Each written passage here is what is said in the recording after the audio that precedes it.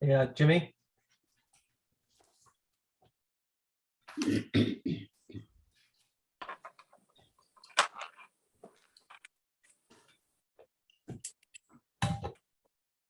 I don't think Ken's going to be with us tonight. He's on vacation, I believe.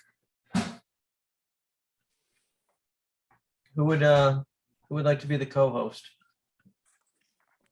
Any volunteers? Oh my goodness. All our technology people are.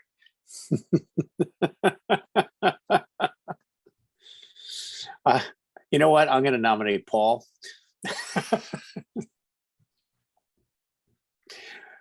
Who's got the most technological savvy here? I just don't know how to do any of that stuff, I got to say.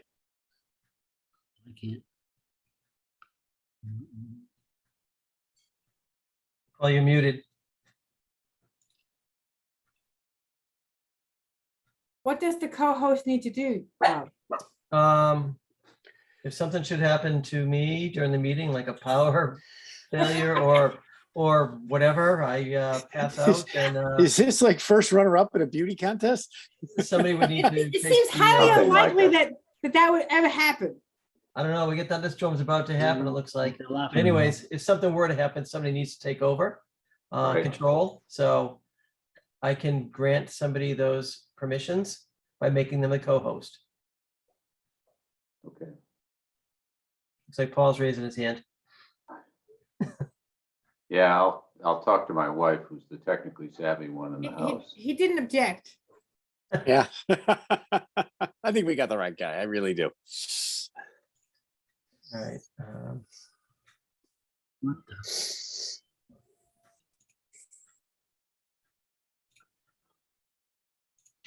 All right, Paul, you're going to see probably some different options suddenly appear for you.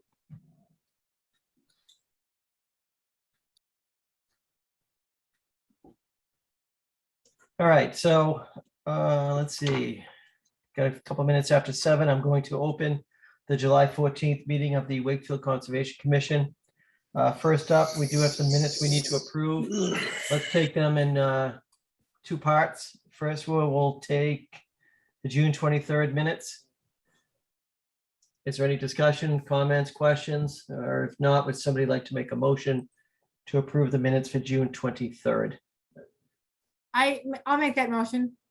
Is there a second? Second. Okay, any discussion? I'll be abstaining from voting for those minutes as I was not here. All right, all in favor? Paul, Yes, Peter, Yes. Savannah, Yes. Teresa, Yes. and Jimmy. Jimmy muted.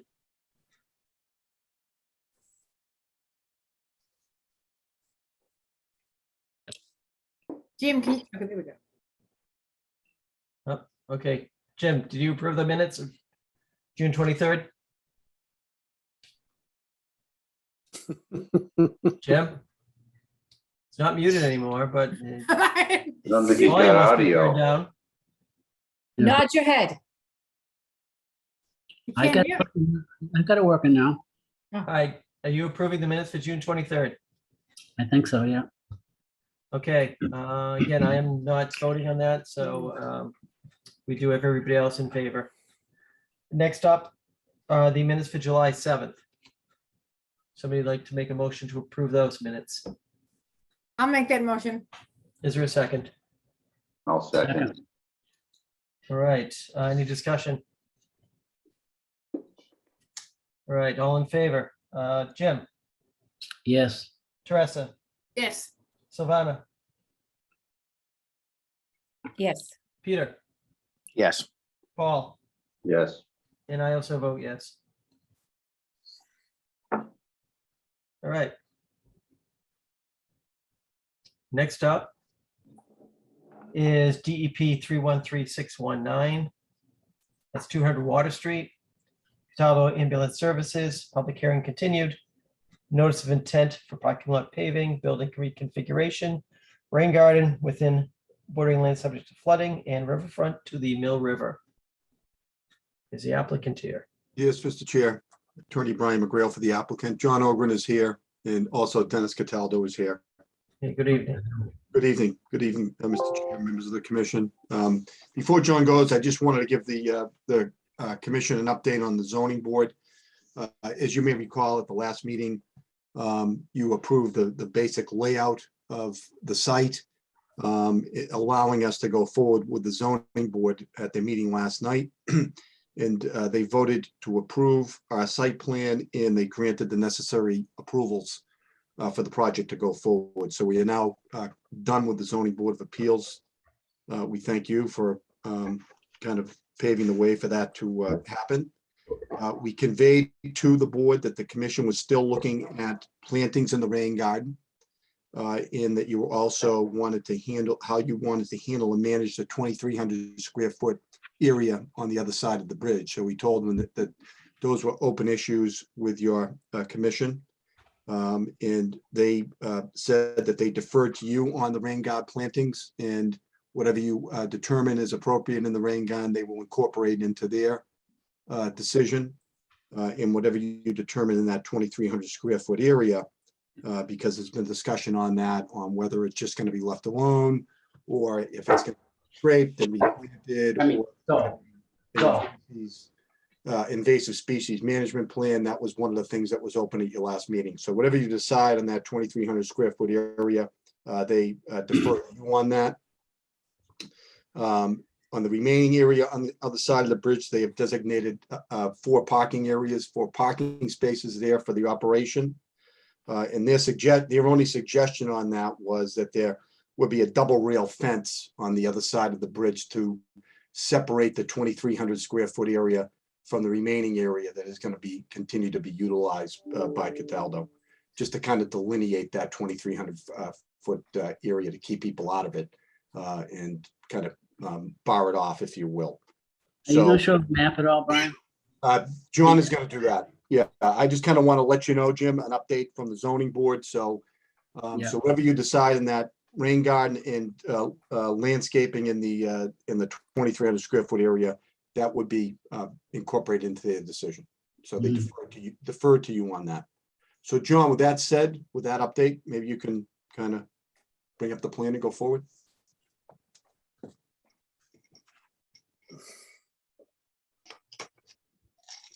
Good evening. So as Brian stated, I think there was, from a commission standpoint, 2 remaining issues. One was the plantings in the rain garden area, and also some additional plantings out between the rain garden and Water Street. We revised the plan and added some additional plantings. Just to go over what's within the rain garden area, we're proposing some Joe pine weed, American elderberry, red twig dogwood, and arrowwood. And those are essentially bush type, bush or herbaceous perennials. And then in the area between this rain garden and Water Street, we're proposing some American cranberry bush, scarlet bee balm, and black-eyed Susans. So I think that helps. We've added some additional species. We've taken away, before we had some ground cover in here, like ground cover mix. That's basically going to be hardwood mulch, which is fairly typical for a rain garden type design. The other outstanding area or issue that we had was the 2,300 square feet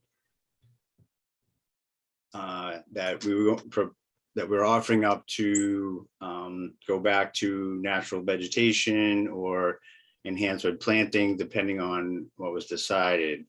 Just to orientate yourself, this is the existing building, this is the river, this is the bridge. So Rebecca and Libby went out there to take a look at it, and Rebecca, you can correct me at any time.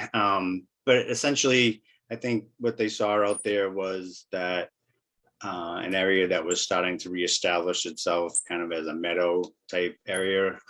There were invasives, and there's definitely needs to be some sort of program to go in there and at least initially remove those invasives to give the native plants a better chance to start.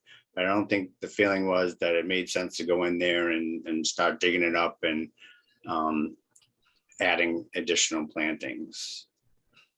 There was one other, I know I said there was two, but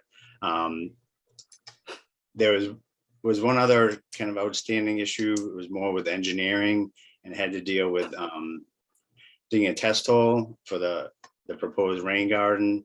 I think their main concern was the depth of groundwater, that we had the 2 feet of separation between the bottom of the rain garden and the elevation of the seasonal high groundwater. We dug the test hole. Bill Renault has observed that. We also looked at the high water mark, that was the staining that was on the head wall, and determined that we did have that 2 feet of separation between the bottom of the rain garden and the high groundwater. I just received a quick message from Bill Renault. I don't have anything really in writing. I don't know if he did say that he was going to reach out to Rebecca. I don't know if that happened. Yeah, he did send something. He did. Yeah. So, So I hey, think John, that covers, what Yeah. what was left from the last meeting. He said the bottom of the rain garden is more than the 2 foot of separation. We're good with that. They will just need to remove the fill on top of the native material. That's his note. I'm sorry, what was that about native material? They will just need to remove the fill on top of the native material. Oh, okay, yeah. I'm not sure what he's talking about there. hey, John, where is the curb cut now, and where was it relative to where you first proposed? I missed the meeting, and I'm sorry to be Yeah, that was one of the, it's essentially in the same position that it was before, but before it was, I believe it was like 24 feet wide, so it was closer to the river. It basically took 4 feet off of it, narrowed it down to 20 feet. So that pulled some, the curb cut a little further away from the river itself. John, can you push it up so I can see the detail on that block wall?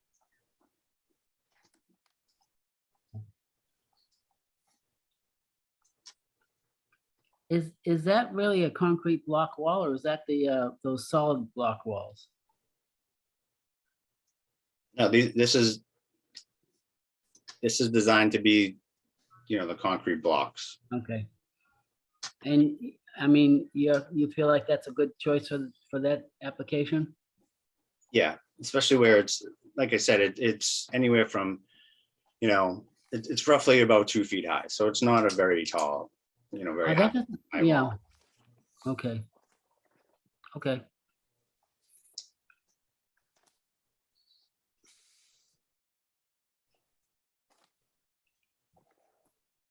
John, wasn't there an issue or a moratorium on anything to do with like a curb cut onto Water Street? Yeah, there was an updated letter that was submitted by engineering that stated that if we basically followed, did some infrared matching of the pavement and followed certain procedures, that they were okay with the curb cut. Okay.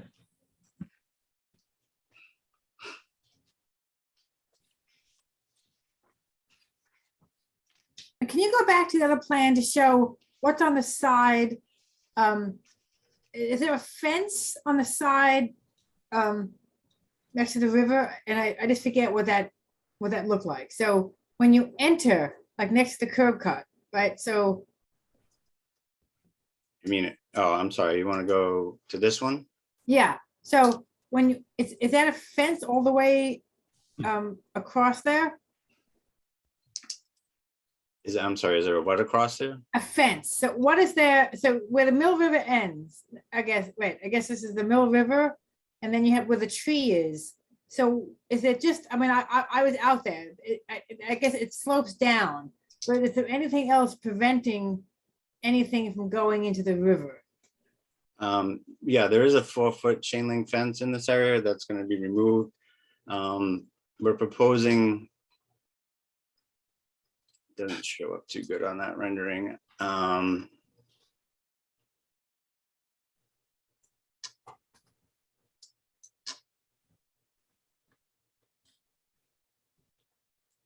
In this area here in the rain garden, from basically the rain garden to the,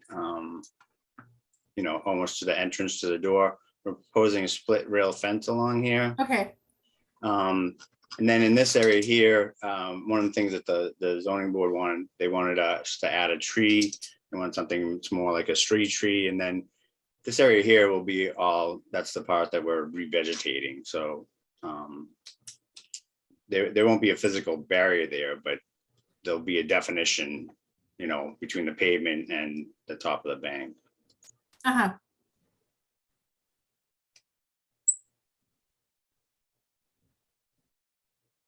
And then, again, I'm just trying to see, and the curb cut is how far away from that line? You mean from the river? No, I mean, from that line that shows, The edge of the parking lot, yeah, the edge of the parking, yeah, the The hard asphalt. line. from the edge of the asphalt to the curb cut, how many feet is it? No, how many feet is it from, yeah, exactly, I'm sorry, yes. From here to, So from that line, right. Going right, left to the curb cut, yes, Going left. this way? yes. Where's the curb cut? Where's the, The actual- where's the right side of the curb cut? This is this line here. So Okay. Okay, this is kind of the driveway part. This is showing the transition, there's a sidewalk there, so we need to transition from that driveway opening to the existing sidewalk. mhm. So these So are, where's, yeah. they're just So how- reworking the sidewalk in these areas. So how So many you- feet is that? So how many Exactly. feet from, where it says 164.75, what is that little segment here? from the right now, if you go up next to the tree, from the tree right there, we go to there, from there to the curb cut. The curb How many cut. feet is that? How many feet is that? I think Here, that's the From here question. to the Yes, curb cut. Yes, Okay. yes. Can't really do that in a PDF. But give me a second.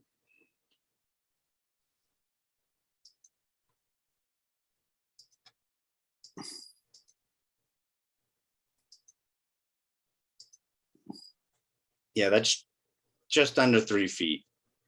so what's the likelihood you think of snow being pushed in there on the side?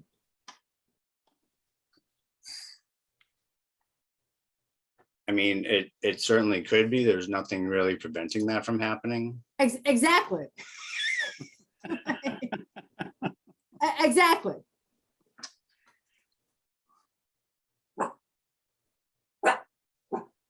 But I think the intent was that they would come in here, push the snow out over to this area back here. But remember, you're 3 feet away.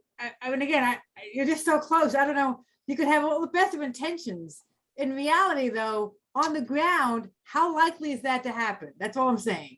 And how likely is it that it's going to be pushed into, again, I'm not saying the best of intentions, just by its sheer location. Can't, obviously, I can't really answer that. So does it make sense to put a fence along that edge from the curb cut to the Right. right to a point wherever the You're not- property ends? You're not parking a car, you're not parking a car there. No, you're talking about right at the street, right, you guys? No, I'm The talking about a sidewalk? fence, I'm talking about a fence that's right along the Right. drive for the hardtop pavement. Yeah, Right. So we could take this split rail fence, And kind of run it. continue it up here and then along the edge. of the- Yeah, exactly. Yeah, we could certainly do that.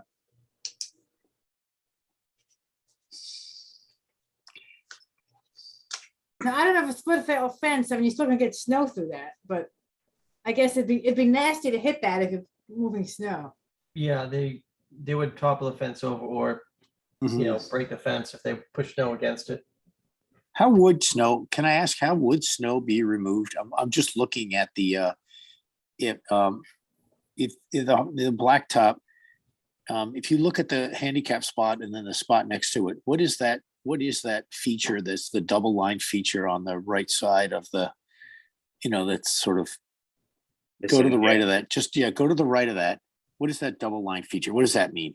That double, it's like a double line. Yeah, that This that right line here. right there. Oh, there is vertical granite curbing along this portion. Up against the building, basically. So that means that how would you get, I guess what I'm saying is, how would you get snow out of that area? They would have to backblade it. Yeah, Bobcat. They're gonna have to remove snow from the site. Okay. That's what they'll do. Right, Dennis? I mean, you'll probably end up having a company take it right off site. Yeah, Brian, we actually have in almost all locations snow blowers themselves. So actual, like you'd have a home like Aaron's, 30-inch snow blowers. So tight areas like that, they do more like you would do your home. Yeah. Well, that just means this is gonna blow the snow into the rain garden. Right. That doesn't not give us comfort. That is the, Well, again, at least for now, the post and rail fence continues along here. So again, they would have to, plow it, but if you take a 30-inch snow blower and the one area of all things that you're gonna clear is that walkway, for example, where are you gonna blow the snow? There's just, I mean, So if you shoveled the snow, where would you put the snow? You're gonna blow it into the river. Yeah, I mean, the snow in the walkway should be clean. Unless it's been salted or something like that. well, it's a lock that snow is going into the rain That's a- garden or That's or a the good river. question. How are they gonna maintain it? They're gonna use, they can't use salt in this. Is the area. concrete walkway or is it asphalt proposed? we haven't specified what material that actual sidewalk is. Yeah, so if it's concrete, they're not gonna put regular salt on it. It'll just destroy it. I don't think they should be using salt there at all because you've got the Right. main garden and then you've got the river right there. And we've got the, Isn't that a standard condition you put on sometimes? I don't know. You can look it up. You write them. well, this is where we get up against, I'm just gonna say, this is where we get up against the, public safety, people slipping and falling against the, we're just, Well, and also compared to, it puts us in a position where we have to either insist that we do something that potentially creates a safety hazard, or accept the fact that there's going to be a bunch of snow with the accompanying salt blown into the rain garden in the river. well, especially since the existing condition has no walkway there. Right.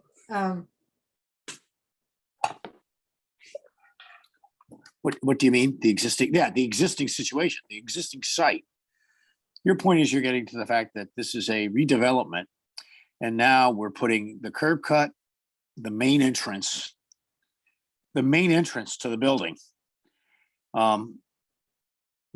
Pushing it right up against the river, and the curb cut right up against the river, and the asphalt right up against the river, and we're calling this redevelopment. That I don't want to take words out of your mouth, Teresa, but that's kind of what Yeah, I'm thinking. exactly. How is this an improvement? It just seems like we're, Well, we do have a standard condition. I'm looking at it right now. 57.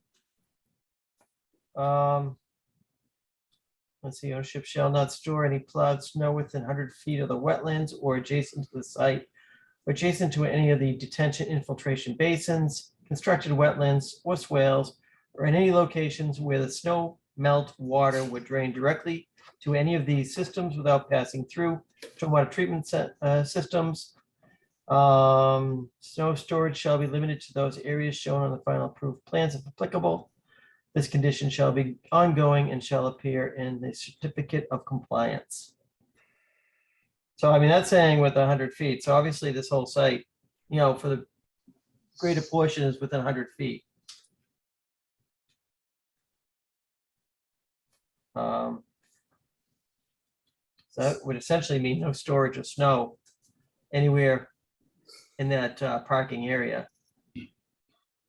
Right, so it would, I don't know, It would again, have to be removed. right, I think it's unrealistic.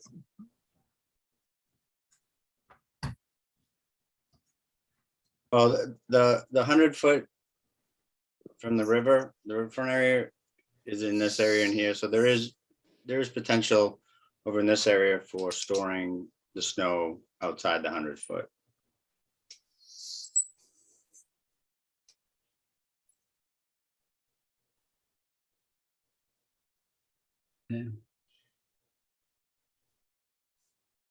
Yeah, so that would work. Yeah. I mean, maybe he could use a Bobcat in here because kind of makes sense. Yeah, or you could, back drag it and then push it. What is the area immediately to the right of the handicap spot with the Zigzag line. cross shading, the zigzag line? What is that? Is that paved on? What is that? What is that? Yeah, that's paved. That's basically the access aisle for the handicap parking space. So that's part of the handicap. Okay. Yeah, that's kind of all one, basically. Okay, I understand. Okay, I thought that might be the case. Yeah.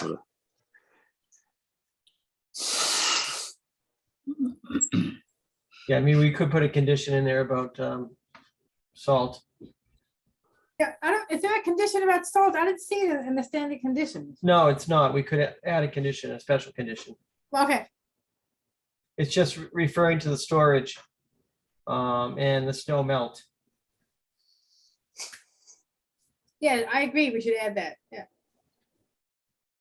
So we want to make it clear, well, our standard condition about the snow removal would work here, right? And it's good we've alerted the applicant to the proper procedure for removing snow. Right. the Yeah, key there is you're always saying letting the landscape, the proper procedure for moving snow. I mean, am I saying right that what our expectation would be then is the walkway would be shoveled with the snow, put onto the handicap spot, and then everything would be, and then the Bobcat would come in and take everything off those 4 spots and move it to the other side of the site? Is that what we're talking about? It could be a Bobcat, it could be back drag with a plow blade. I think that's It's a little doable. trickier, but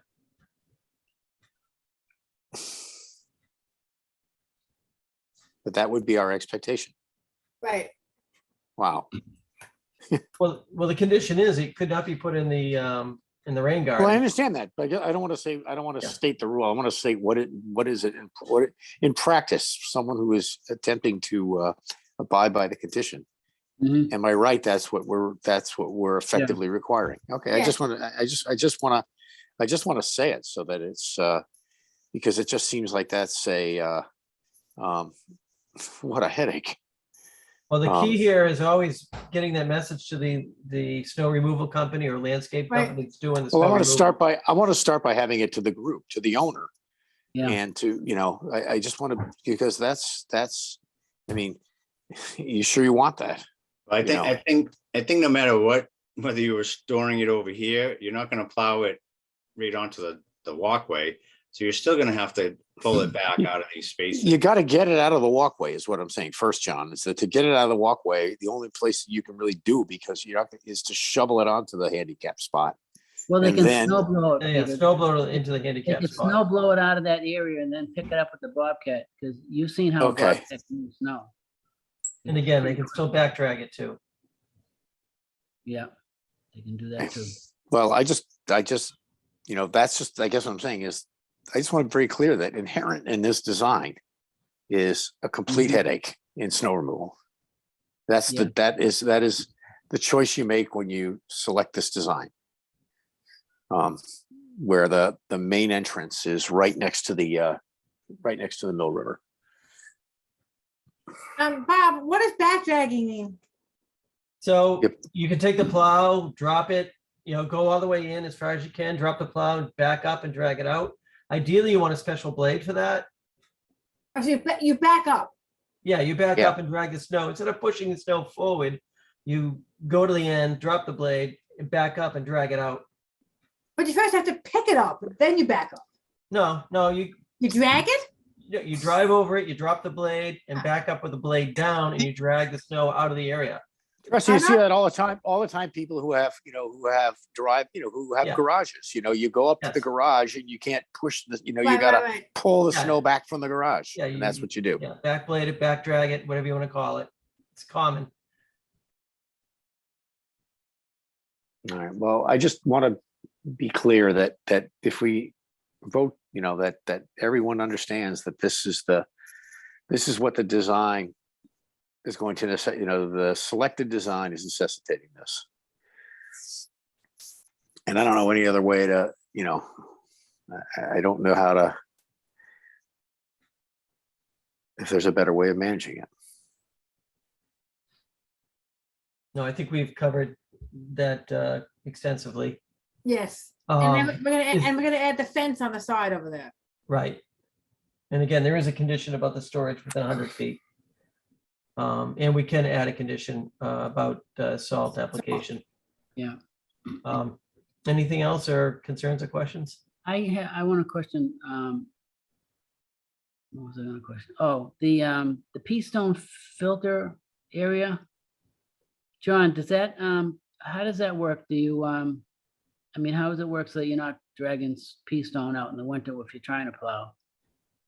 Is it down lower than the asphalt, or is it the same height as the asphalt, or? No, it's basically flush with the asphalt. Looks like there's a berm or something there. I don't know if we have I don't remember if we had an actual detail of that. Hmm. Yeah, I don't see it there.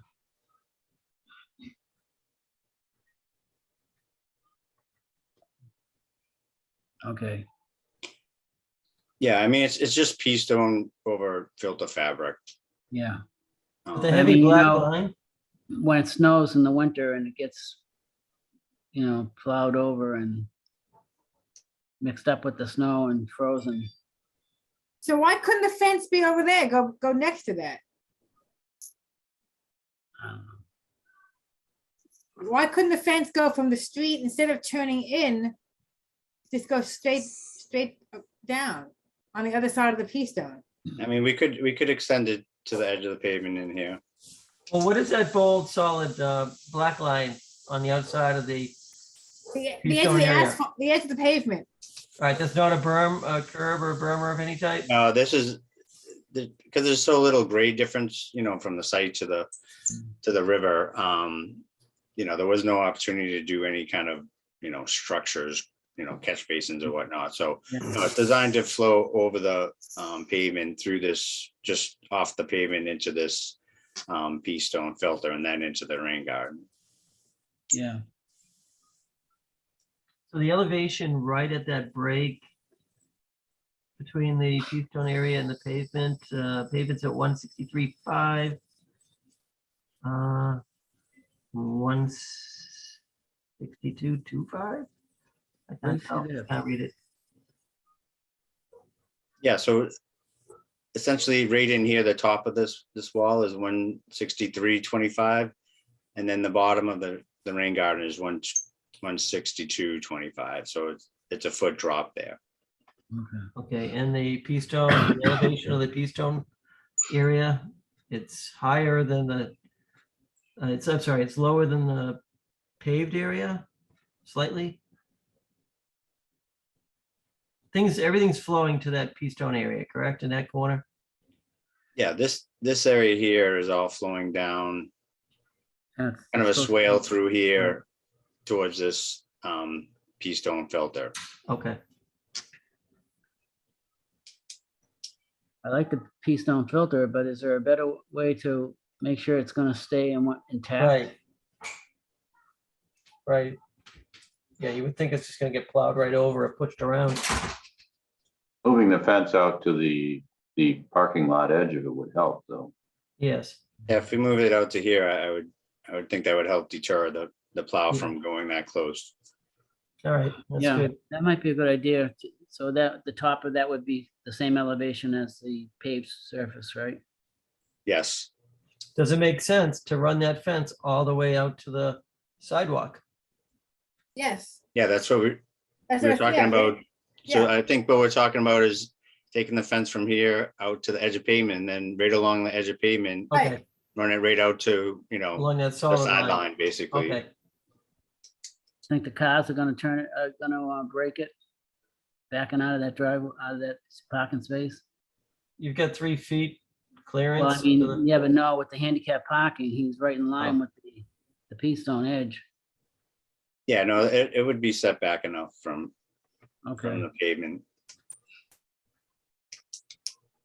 okay.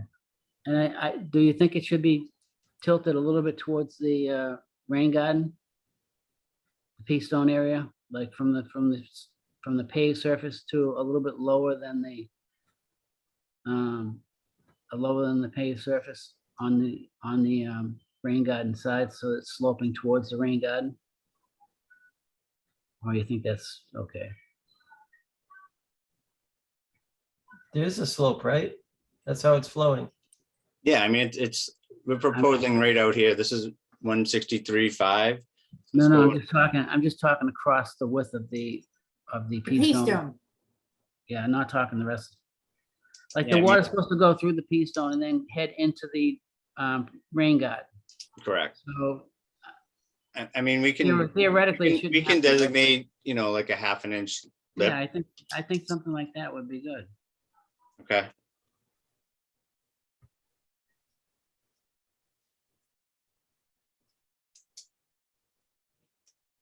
What are you doing for lighting? Anything? All the lighting is on the building. They're basically down pointing canisters. There's one by this entrance. There's some in an overhang here, and then there's some in an overhang where these garage doors are, and then one down facing canister by this other person door. So do you think that in the rain garden area and toward the vegetated side of the river that we could do the lighting, like Bob, what lighting should we be talking about? Well, you want it to be directional, you want it to be, warm colored LED. So in that, whatever, 33,000 degree Kelvin spectrum. For the Um, wildlife. It's for the So- wildlife. Yeah, you John. don't want it, obviously, the blue spectrum, the bright Yeah. blue, white spectrum. You want it in the soft, warm. So Yeah, if I could just add to that the zoning board has the same concern as you do on that. And they made that a condition that we have to go back to them with a lighting plan to make sure that there's no shedding of light. It's as minimal as possible. They want the specs on the lights, and they also want to talk to us about when they're gonna be lit and not lit. Okay. They've talked about in certain components to potentially do motion detectors, so they're not on when they don't need to be on.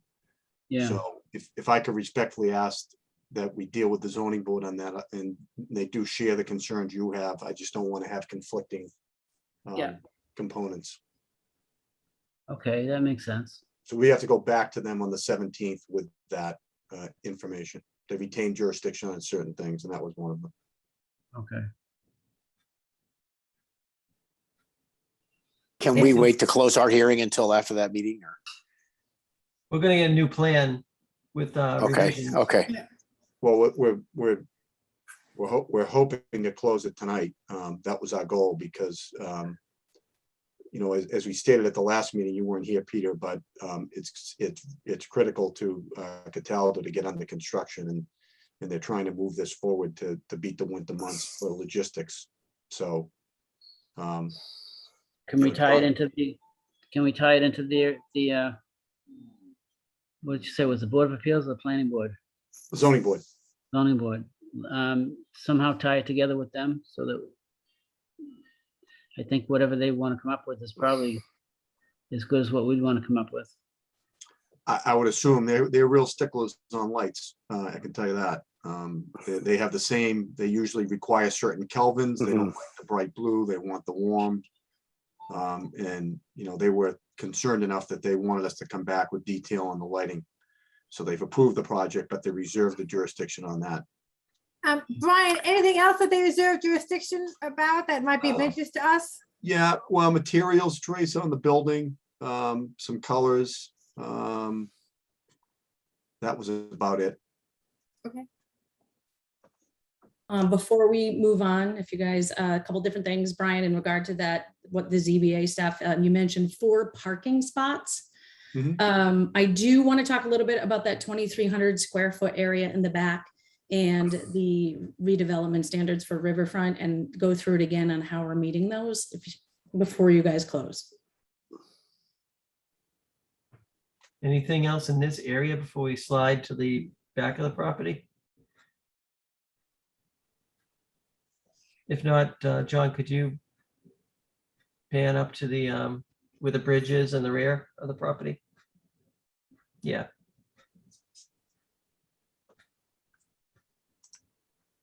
what will that piece be underneath the, you know, the gray piece, that gray triangle, that gray square or rectangle? That's where the zoning board is designated for vehicles to park. But not after 8 PM. They limited the time. So not over, you know, once 8 PM comes, there can be no activity back there. So let me just tell you, I went out with Libby last week and we looked at the polka dotted area there, the 2,300 square feet.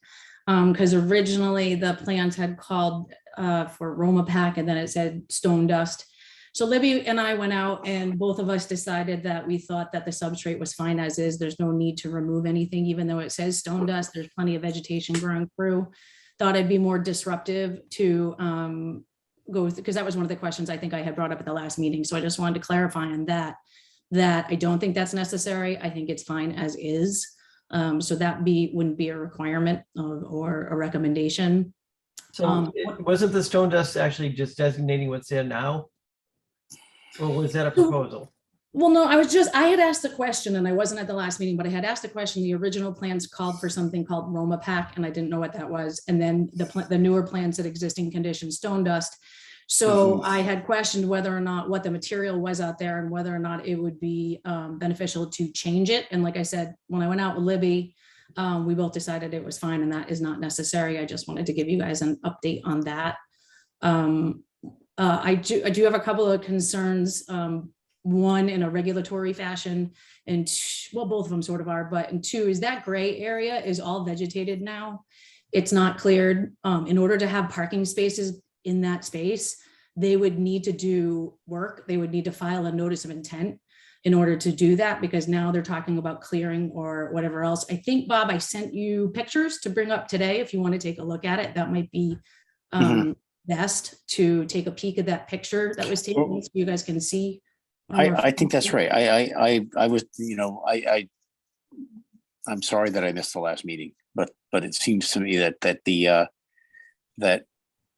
cars are not parkable there. That has been reclaimed. And now in a redevelopment, we are now taking, I guess what I'll call it, vegetated property right next to the river and turning it into parking. that just, that, I mean, the fact that it once was parking seems, I mean, it seems like this is a heads I win, tails you lose situation. You know, when it becomes developed, then it's a redevelopment and it can continue to be developed. But when it goes back to its natural state or to something resembling a natural state, then we say, well, because it once was, I just don't understand that. I mean, that I need to have that explained to me. And I agree with you that if, I'm just surprised. In addition, I did not expect that. I think you guys have to go back to and make sure you are solid with the redevelopment standards, the improvement over the existing condition, if you're closer or any of those things, if you don't move it further away, if, you know, all of the conditions A through G, whatever it is, I can't remember. If you can't meet that, you have the option of meeting F. I think it's F, about one-to-one mitigation. And I was always under, under the assumption that that's what this area was in the back. Now, what I can tell you is that it is vegetated. I don't really think that you need to go out there and plant a whole pile of trees.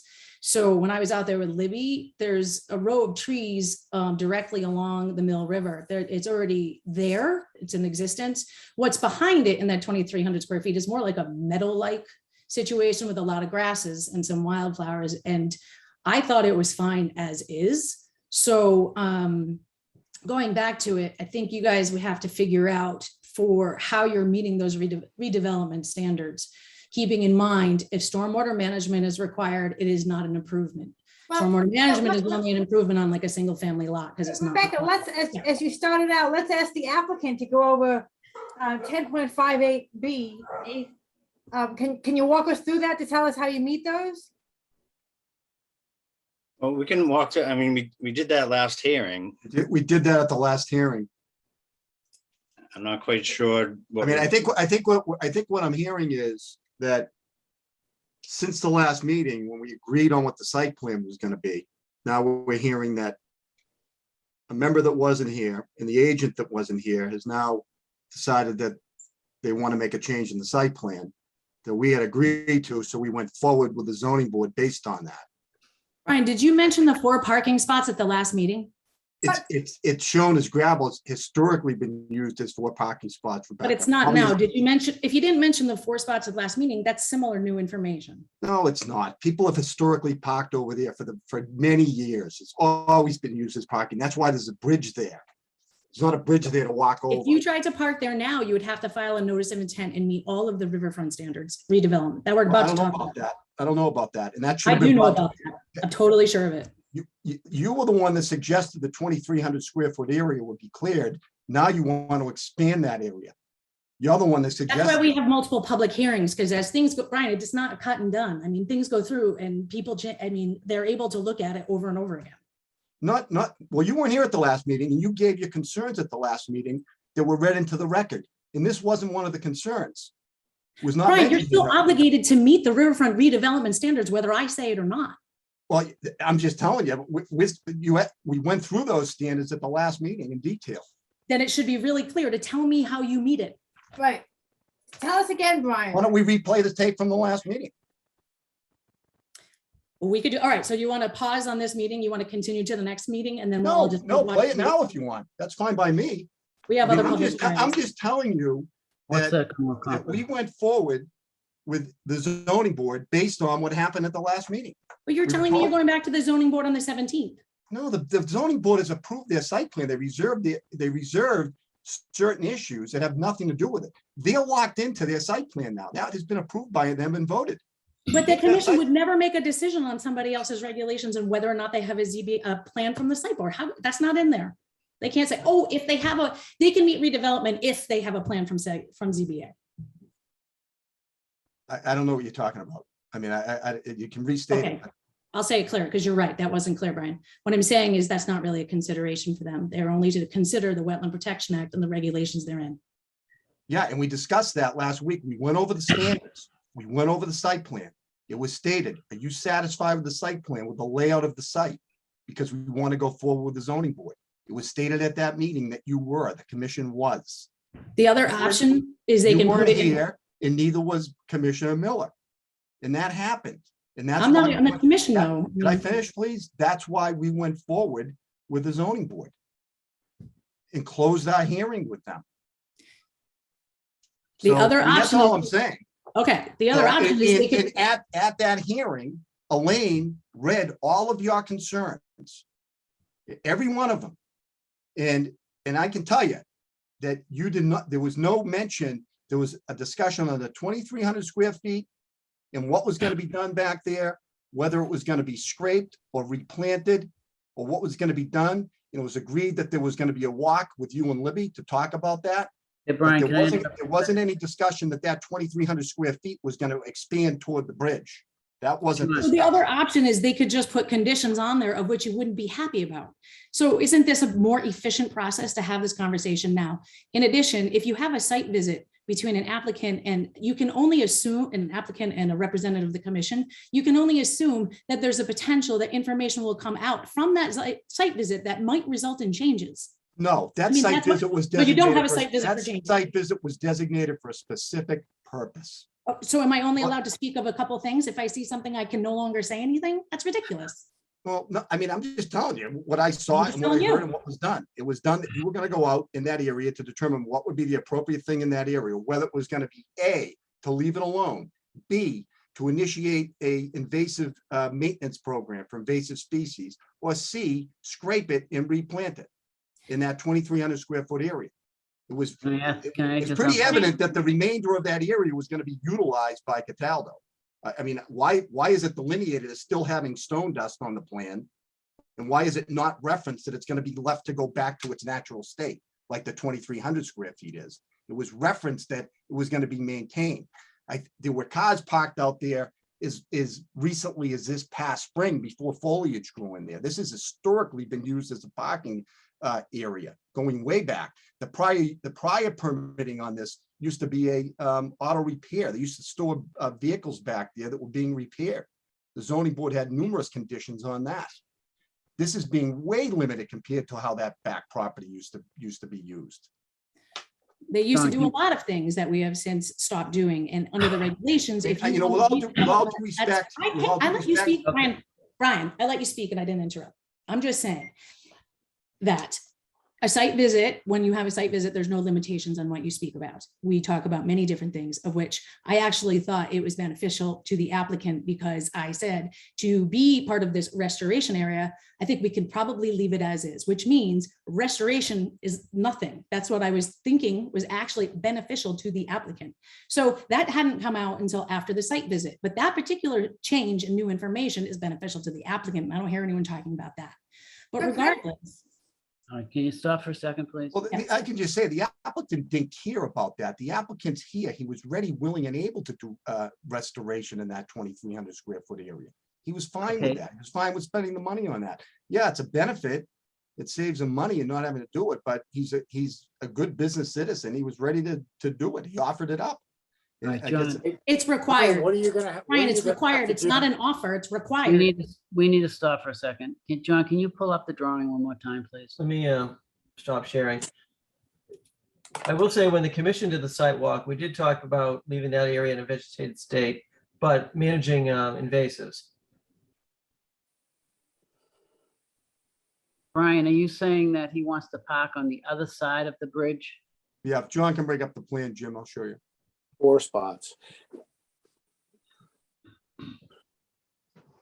Okay, So this is, so, and what was he figuring on getting in there? One car? Four Or cars. Zoning board designated 4 cars to go back. there. 4 cars? Up to 4 cars. Yeah, Are you sure you can fit 4 cars in there? John is. yes, you can fit 4 cars in there. Mhm. They're not parking spaces, meeting zoning, whatever, but you can certainly fit 4 cars in that area. Really What will you- overflow. It's What overflow work will be required? What work will be required to facilitate that? Are you contemplating for that? Brian?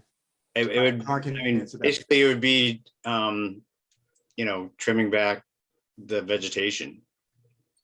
Well, Are there any trees there now, or are there any, I just didn't know. I didn't it see looked any- to me- I it didn't looked to see any me- trees in that area. John, on the other side of the driveway, all that area that runs parallel to the building, is that gonna be parking space too? This area here, Yeah, I'm I not mean- sure how, I'm not sure whether it would be used for parking or not. I No, it's mean, not could, parking. could that be used for parking? In No, place it's- of where you were going? Why, No. Brian? No, it can't, Jim, But just tell me why. because, well, it would not meet zoning because you wouldn't be able to, it just wouldn't meet it, number one. And number two, we've already locked in our site plan with the zoning board. Mhm. So Well- we can't change that. Well, we can probably change that if we talk to them. Maybe they'll be, Mhm. It would require a total new filing and public hearing. So I'm sorry, to go back, you're saying that if you came in with a solid pair of clippers, you would be able to, that's all that's needed here. Correct. This is just over you can kind of see the bridge and the railing on the concrete wall along the bridge. And this is the area, so just coming over the bridge from Mhm. the building, then this is just a little further in, you can see it kind of opens up. And then you go a little further in, and you can see there's an area where there's a pile of branches, some trees. There's a tree, at least a tree trunk over there. So what I'm talking about is it would be basically removal of this vegetation, and that's the tree trunk over there in there, and then just trimming this back. And there would be nothing would be trucked in terms of like gravel or anything like that. No, I'm not anticipating any of that. is this for employee parking? What is Yes, this for? yes. And how are you gonna plow in there and all that kind Well, of stuff? it's sometimes you might not be able to use it, Jim. I mean, it's just really for overflow parking. It's How certain.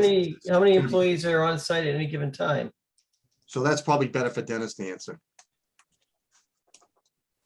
You there, Den? Yeah, so we would anticipate probably 8 employees at a time, but there could be potential that could be, when employees show up for work and the ambulance isn't readily available for shift change, it could be, parking in excess of what the parking spots outside allow for. It might create a situation where someone's gonna park a car for a little while the ambulance, and when the ambulance comes back and that crew member leaves, they'd move to a regular parking spot. But don't you think that that's kind of a tough area for someone to go and park in, especially when the weather's not good? Yeah, I mean, it's not ideal. That's why it's not designated like line parking. It's just overflow, gives us some capacity to utilize our own piece of property the way we need it to be utilized. I mean, okay, I'll leave it at that. Yeah. I have to think about this some more.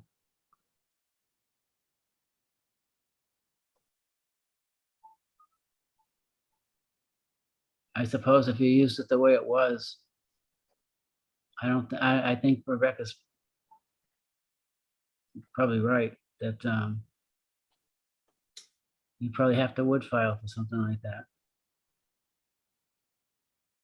I'd be willing to go out and look at that again, if we sort of understood where the parameters of this parking area were, to confirm what. I didn't realize that no improvements need to be made that cars were parked as late as last year. It looked to me like it had been years since cars. This looked to me like it had completely grown back, and maybe I just didn't look at it as carefully on the sidewalk. We walked over the bridge, but I had anticipated. I thought the discussion was along the lines of what Bob said, is that would be reclaimed. Yeah. So this was. It was hard to tell where was the. this- wa- Was this right. brought up in the last meeting? I'm sorry to be, because I didn't realize this was brought up at the last meeting, and that this was designated in the plans as being party area. All along, I did not know that because, John, you had said we had definitely talked in the site walk about this being everything. I thought everything on the other side of the river being reclaimed. Right. Can I we just did. ask you, in the notice of intent that you filed, did you say that what you'd be doing back there? Did you describe that as be continued, that you would remove that area, those plantings and use as parking? Because I'm looking at the notice of intent and I don't think that was described in it. All right, is this required parking or could this be considered like just shown on a plan parking? Yeah, it's overflow parking, Jim. But I mean, is it required? Is it Uh, required? To comply with zoning, Jim? Yeah, No, okay. no. And to Peter, to your defense, I think probably when you did the site visit, it was probably looked a lot different than it does now. I mean, meaning, you're at a different time of year and I growth. doubt it. It wasn't that long ago, Brian. Yeah, it was like, It was not that long ago. it was in May, I believe, early June, probably. So it was grown. Yeah, Yeah. it was, Yeah, Oh, yeah. pictures look pretty much like what I remember. it was grown in, and I don't know that whether I said we were gonna use it for parking or not. I mean, Yeah, I don't The- recall, I the don't assembly- recall you saying that.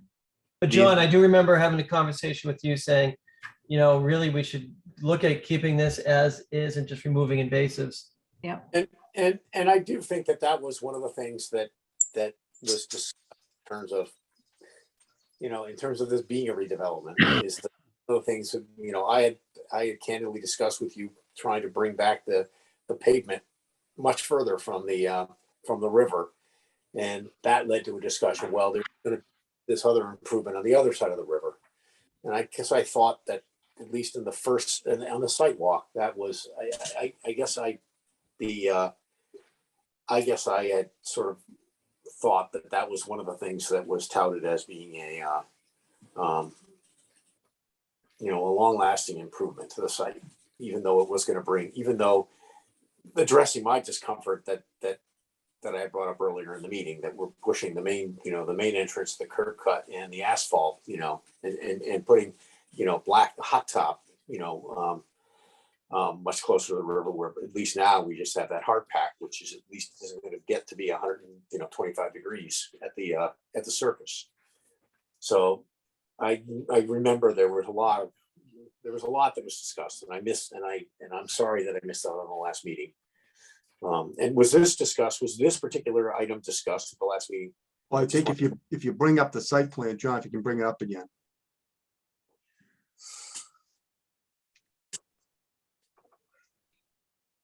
Just so you know, I wasn't at the first meeting either. I didn't go on the sidewalk with you guys. I was on vacation. I You can think blow it up. maybe before I let you guys speak, at the site walk, we went out there, we walked out there. Bob and I did talk about allowing that area to go back to its natural state. Maybe in that discussion, his interpretation was that it was everything over the bridge. That was certainly not, I certainly didn't say that, and I certainly didn't, that was not what I was. It was, the point was that it was ID sharing, and you're right. I mean, it's a pretty. No one was making any promises to anyone in that meeting. We were having a discussion. Yeah, it was just, we were throwing it out, and I said we look at it, and I added this area to the plan. And So- I understand the discussion is how ideas are exchanged and compromises are reached. I understand that. I'm not saying that you said something that is backtrack. I am saying that I walked on the other side of the bridge and I thought I was walking into the woods. right. There was no distinction. Yeah, Yeah, but- just as a layman, as someone who is not familiar with the property, did not know the historically car. I walked across that bridge and I thought I was in the middle of, a jungle. John, So can you- find out that they're going to park 4 cars, understandably, that is what, and I'm gratified. I don't know. I didn't expect this. That's all. I think, John, can you blow up the plan? Please. Yeah, I wasn't at the last meeting either, and I don't remember seeing this plan before. Well, this is the plan. Correct me if I'm wrong, John. The way this shows was presented at the last meeting, right? Yeah, this was presented at the last meeting, correct? Yeah, so I mean, I think the intent is pretty clear that was presented at the meeting, because if you blow it up more, John, it designates the area, we can read it, what it says. It's all stone dust out there, and it says, bring it down lower, John.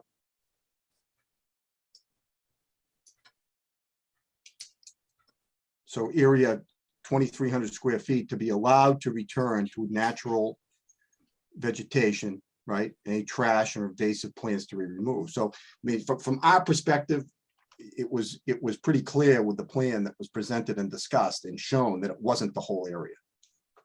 Okay, so what are you showing for the lower portion that looks gray? Well, how is that to be finished? That would show The like way- nothing is it's- being it's- done It's there. not gonna be allowed to return to its natural state. It's, and But it's not gonna be gonna, allowed, it's not allowed to be cleared either then, right? I mean, maybe, Right. maybe these can be just parking spaces that just have to go over the, the ground the way it is, not clearing out any vegetation. It's awful crazy way to be parking out there. They hardly ever use that thing out there. It wasn't the easiest thing for people to get in and out of when he was storing cars back there. Yeah, this is Try to proposed to Try to be, get someone this is to try to proposed get to be someone to right park. up against the river. Wait a minute, Peter, I'm talking. To try to get someone to park out there in the winter is not a very great idea. well, we're not saying we're gonna use it in the winter, Jim. I Well, mean, you're not, but you're not. Doesn't have to be used in the winter. Well, but Probably you could won't be. well, you could use other areas then as well. Then you have to find place for those other cars that would go there. Where would you put them? I told you, this is for overflow parking. It might never be used. No, but if it is used, where do the cars go? If you have 4 overflow cars, where are they gonna park? Well, he'll have to manage that if that ever happened. Like other people. Well, do, and they so if probably- this was left undisturbed, it really shouldn't make much difference to you right now on an occasional time that you have to put a car in there. Well, sure, because if he's gonna have to make other accommodations, that's certainly an inconvenience. I mean, Well, it's his property, that's he'd like what- to use it. Well,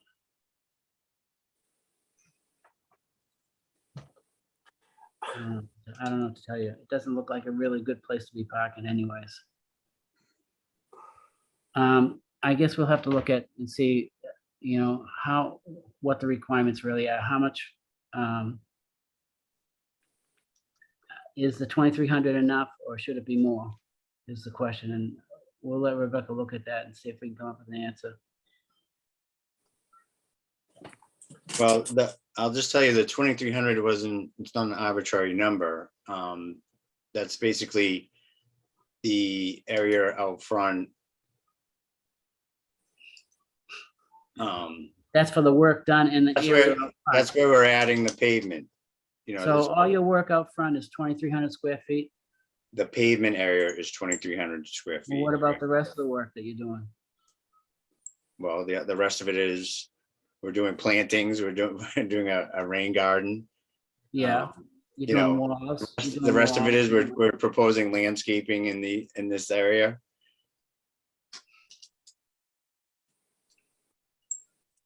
But you're putting the curb cut closer, you're putting hot top, in place of, that, I don't know how temperature affects this, Jim, but I gotta tell you that when you get on in a sunny day, the hot top is not the same as a sunny day on that hard pack. Hmm. True. Do the ambulances get stored inside? Yes. So right now, without the handicap spot, you've got 8 spots shown on the paved area. 1, 2, 3, 4, 5, 6, 7, 8. There's a total of 13 parking spaces, including the 4 in the garage. Okay.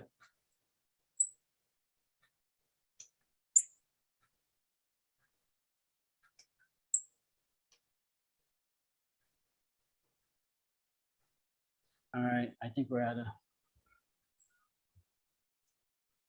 a point where we need to come up with some ideas. You may not get this thing signed tonight or closed. Great, we're going. Yeah, it's about 8 o'clock now. 8:09. Peter, we're gonna have to, I'm sorry, I didn't mean Peter, I meant Brian. I think we're gonna let this go for another week or two.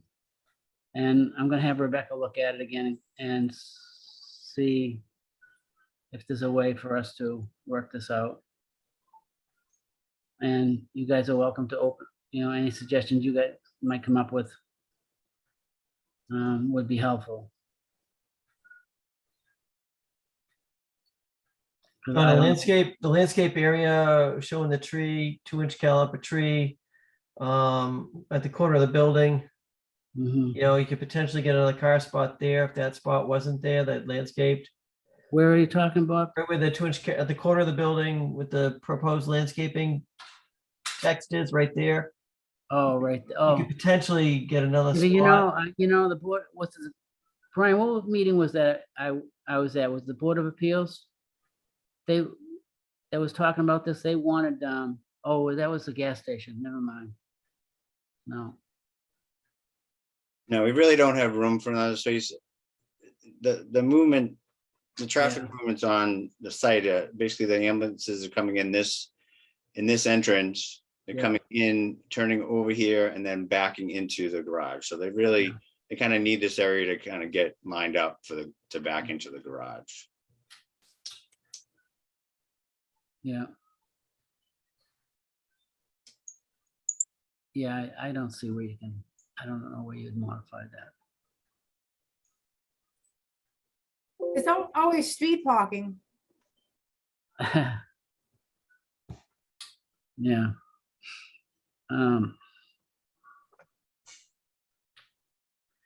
Well, All right. we're going nowhere right now, so we need. Well, to I don't know start- if this is helpful. I mean, I'm willing to go through the ABCD.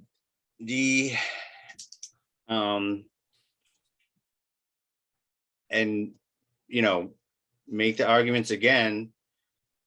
I think if we meet those standards, then, all this 2,300 square feet in the back is really in addition to meeting the standards. Okay, well, why don't you do that? That sounds like a good idea. So A is, at a minimum, proposed work shall result in an improvement over existing conditions to protect the interest identified in the act. Now, this is obviously subjective, but obviously we're really pulling, as it is in the existing condition, there's parking pretty much right up to the bank. We're pulling that parking away. We're putting in stormwater management, and I know it's required, Rebecca, and I know you can't count it, but we are also I appreciate you saying that. adding vegetation, along the edge of the bank where it's most important. Right. Whether you think that that's an improvement over the existing condition, Well, yeah, the I don't improvement see here how it's not. doesn't have to be an improvement for the whole lot, not just one area of the lot. Well, it has to be riverfront, Right. because we're talking about the Well, river. everything's riverfront here. Well, for this lot, I just wanted to make sure that it's not, if this lot had areas outside of the riverfront, obviously that wouldn't, if this is specific to riverfront. Right. Yeah, this is all in. Yeah. B is stormwater management is provided according to the standards established by DEP. We have done that. We've added treatment. We submitted a stormwater management form, went through all the standards in terms of water recharge, water quality. We meet all those standards. The one thing that was kind of, I think, holding us up on that was, again, that 2-foot separation between the bottom of the rain Right. garden and the groundwater. Yeah. C is work shall not be located closer to the river than the existing conditions or 100 feet. Okay, so that might be a stumbling block. What's that? That might be the stumbling block. Because you're gonna be doing work within 100 feet. And- Well, and I mean, closer than- obviously you can't, there's no way on this site. What it says is the work shall not be located closer to the river than existing Right. conditions. Well, the existing condition, there's that that basically crushed stone right up to the edge of the riverbank. We're not working any closer to the river than what's already existing there. Okay, I think that's a, Well, could the argument be made in the back lot that it's already revegetated in a natural state? So anything you do back there is closer? I don't know, is that fully revegetated? It's well, a reasonable question.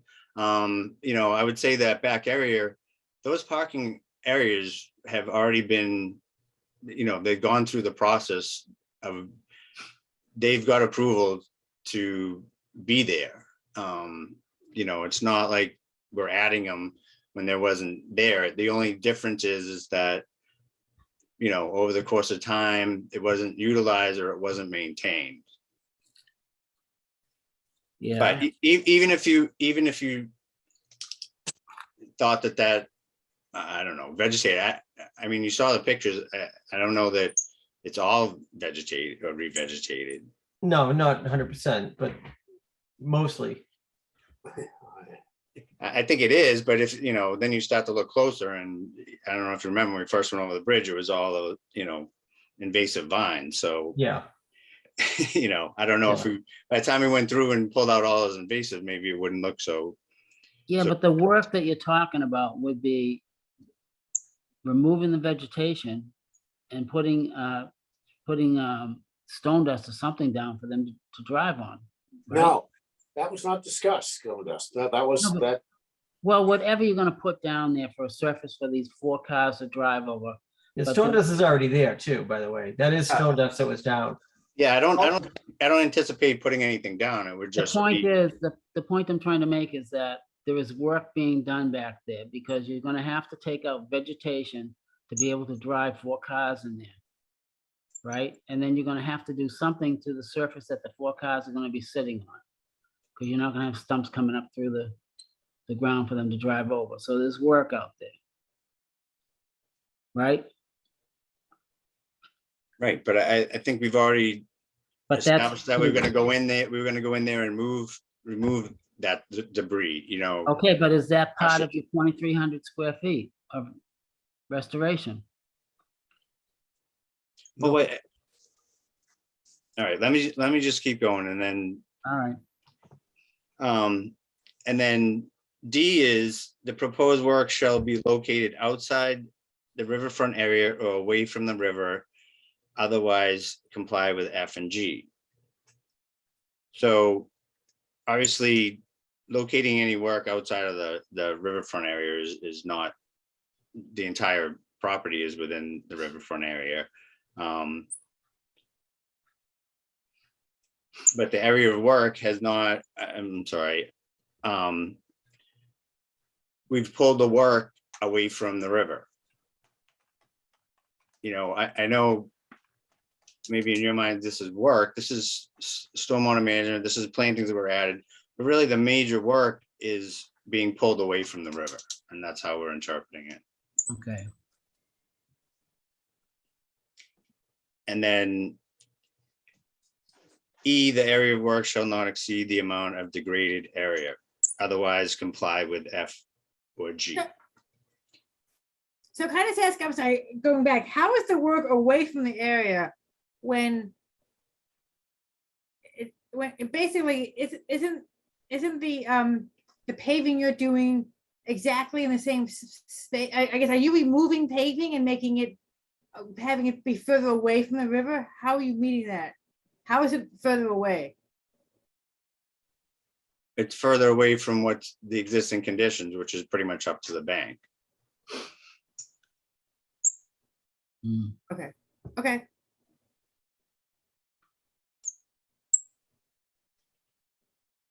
The area work shall not exceed the amount of degraded area. Well, certainly in this area, it's pretty much the same. It's the same area. It's all degraded in this front, in front of the building. And it says restoration, F is restoration on-site degraded riverfront areas at a ratio of 1:1 for non-conforming alterations. Now, the non-conforming part of it, that's obviously plantings here, that would be conforming. You can argue about the rain garden, whether that's conforming. I would agree that any of these paved areas, the walkways, would be non-conforming, but the proposed landscaped area, I would say is conforming. So that's a possibility that you could restore, and that's basically how I came to the 2,300 square feet. But again, that's only if you're not meeting, you know, the other criteria, which I feel that we are. Yeah. John. The previous approval for the parkings, was that the previous order of conditions? Like the plan that was included with that, is that what you're referring to? Yeah, it was approved. There was an order of conditions. I don't know. There was one in 2011, I think, and then 2011. back in like 97, I think.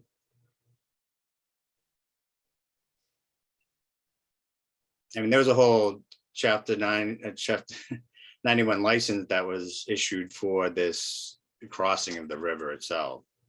And I think that was in 1994. Wow.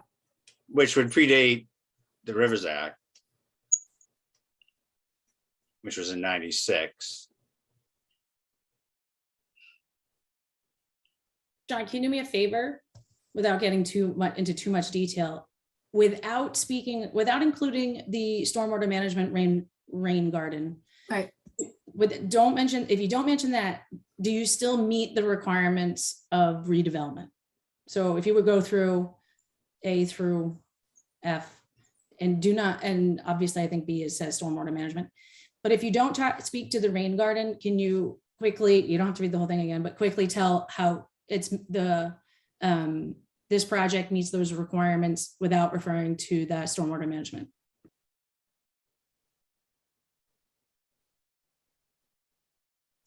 Without referring to. Right. Because Yeah, Without using that number, of the rain, take out the square footage of the rain garden. no, I mean, without saying, for instance, like the plantings in the rain garden are additional plantings, because that's part of the stormwater management system.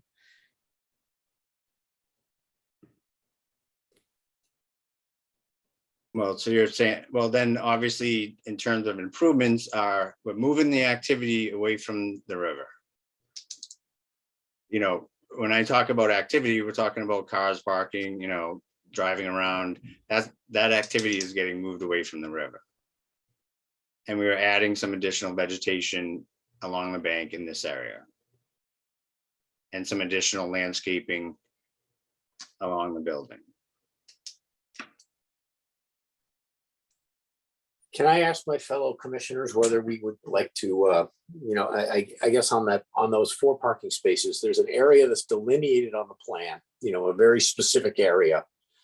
And I think if we approve it, that means that we're implicitly approving removal of any and all vegetation in that area. And I would like to understand exactly what that means, because Peter, that's what are you speaking in the back next to, where are you speaking about? In the the back? 4 spots, the 4 parking spaces. I'm In sorry. the front of the building? No, in the back of the Back. building. But there are no parking spaces back there. There's no spaces. My point is that there is a spot, that gray spot on the plan. It's a very Yeah. specific area. Right. I guess what I'm saying is if we approve this, I think that they can honestly say that we are approving removal of every piece of vegetation that is in that gray area. Every Well, single piece. I don't know how they could say that. I don't know how they could say that, because that wasn't, the removal of that was not part of the filing. Well, they're saying that this is that we approve parking for 4 spots. I don't want that to be implicit in that. I want to at least understand, what does it mean? I want to go out there and see, what does it mean to say Yeah. that? I don't even know. I looked at it. I'd be shocked if you can get 1 car in there. It just looked like a jungle to me. And so I'm just having a hard time visualizing, what does it mean to actually park 4 cars there? What you know, and are we suggesting that You know, I don't even. it I'll looked tell you something, restored I to its wouldn't- natural state when I was out there? And I know that you look at that thing and you No, can, s- there's no distinction between one area and the other, right? Peter, I'll tell you something. I went out there and took some pictures, and quite honestly, the banks are all, they're all sloughed over, and, you know, they're in bad condition. Once you take all the debris out of there, I don't know if that there's a stable area in there to, I think you should really measure it up and make sure that cars can fit in there.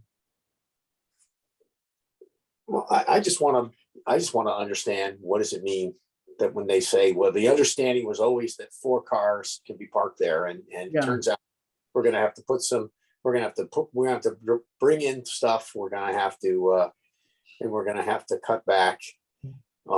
Turns out there's some trees that grew in, that those have got to go, and we're not, I just don't understand. I don't remember. I didn't walk over there with the thought that there was going to be a bunch of cars parked back there, and it seems to me like there's got to be work done to get room enough for 4 cars. Maybe one, maybe I looked at the picture that John said, and I could see 1 car squeezing in there without too much stuff going, but 4. If I can make a suggestion, Mr. Chair, I think everybody's trying to be reasonable. I do. And I think, you know, maybe what should happen is we should go back there. We should look at what can reasonably fit without having a significant impact. With maybe some reasonable trimming if it has to happen. And maybe it can't be 4 cars, as Peter just suggested. You know, I think what my client's concern is, he really just doesn't want to like lose total use of this land over the bridge. It's a big Okay. piece of his property. And I think that's reasonable too. I think, you know, he's willing to give up this portion, and maybe, you know, maybe some more of this portion, depending on what's happened, but you know, maybe we can come to an agreement on what would be reasonable within this area. And I don't think we're going to get there tonight. I think we're just going to go in circles on that, because I don't think anyone has enough information on that to make a determination. That's my. I'm really willing to take another look at the property in light of this, because that was not on my mind when I walked over the bridge 2 weeks or several weeks ago. Yeah, and I respect that, Peter. That makes sense. So I think that might be a good idea, because, Yeah. you know, Jim, you just said it, you know, maybe at the end of the day, you know, we can fit 2 and we can live with that. Yeah. You know, so No, I think that's a sound advice, Brian. I think we should do that, because like I said, I was out there too, and I was a little bit disturbed at looking at the banks, because they're just muddy banks, and I didn't know at what point you'd be able to even put a car out there. So if we could get out there and take a look at what's physically there and see how it makes, you know, how it works for a standard car, you're right. That's a good idea. I think that's the way that we should go. We should schedule something for the next couple of weeks to go do a site walk again. And I missed the first site walk anyway, so it's good for me to go. when's your next meeting, Jim? 2 weeks. So can we get out there before then? Yeah. July 28th.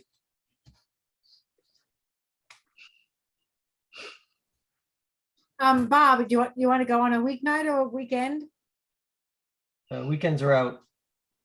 Weeknight would be fine. Yeah, weeknight would be better for us too, if that's possible. Okay. So pick a day and a time. Next week. I'm sorry. Is 7 too late? Is it still light at 7? Oh, yeah. Yeah, it that's plenty still of is. light. Plenty of light, Teresa. Okay. So any day next week, better for anyone else or for everyone? I'm okay for any day next week. Just text me. When- Can we set it up now, Jim? Yes, yeah, Yeah. we should. Yeah, no, we should. Yeah. I don't care. Pick a day. Someone that's got the most. Let's see. Good. Monday would probably be the best for me. I know I've Me got too. something. Same I've for got me. something- Yeah, I've got something Tuesday Likewise, and Monday Thursday. for me. Monday's good for you, Paul? Yes, no, only Monday. Yeah, Okay. same here, pretty Same. much.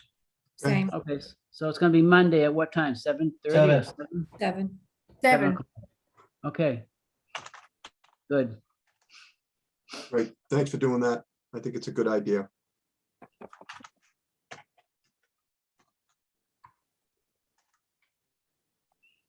All right, anything else on this before we move on? Oh, so Monday at 7 and then continue it to your next meeting. Yes. Thank you very much.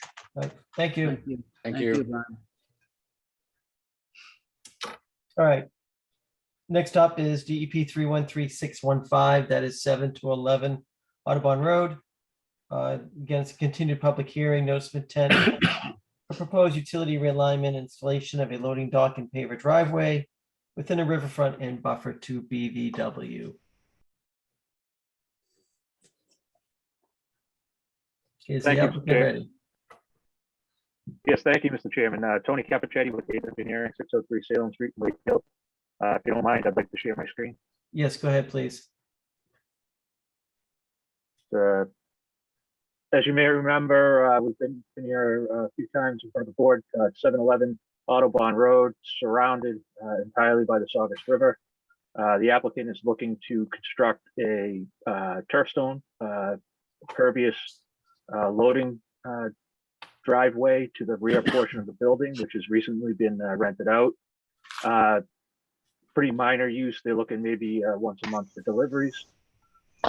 The resource areas on the site, BVW, the riverfront associated with Saugus River, a small portion of inland bank, and BLSF to elevation 179.70 in the Wakefield shore base.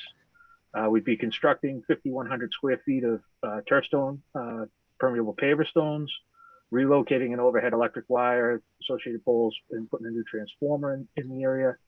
And then to improve the stormwater, we're adding subsurface infiltration in 3 areas to take some rooftop runoff that's currently being discharged directly into the river to add it to the base flow. We went through this chart before. I apologize, I wasn't at the last meeting, but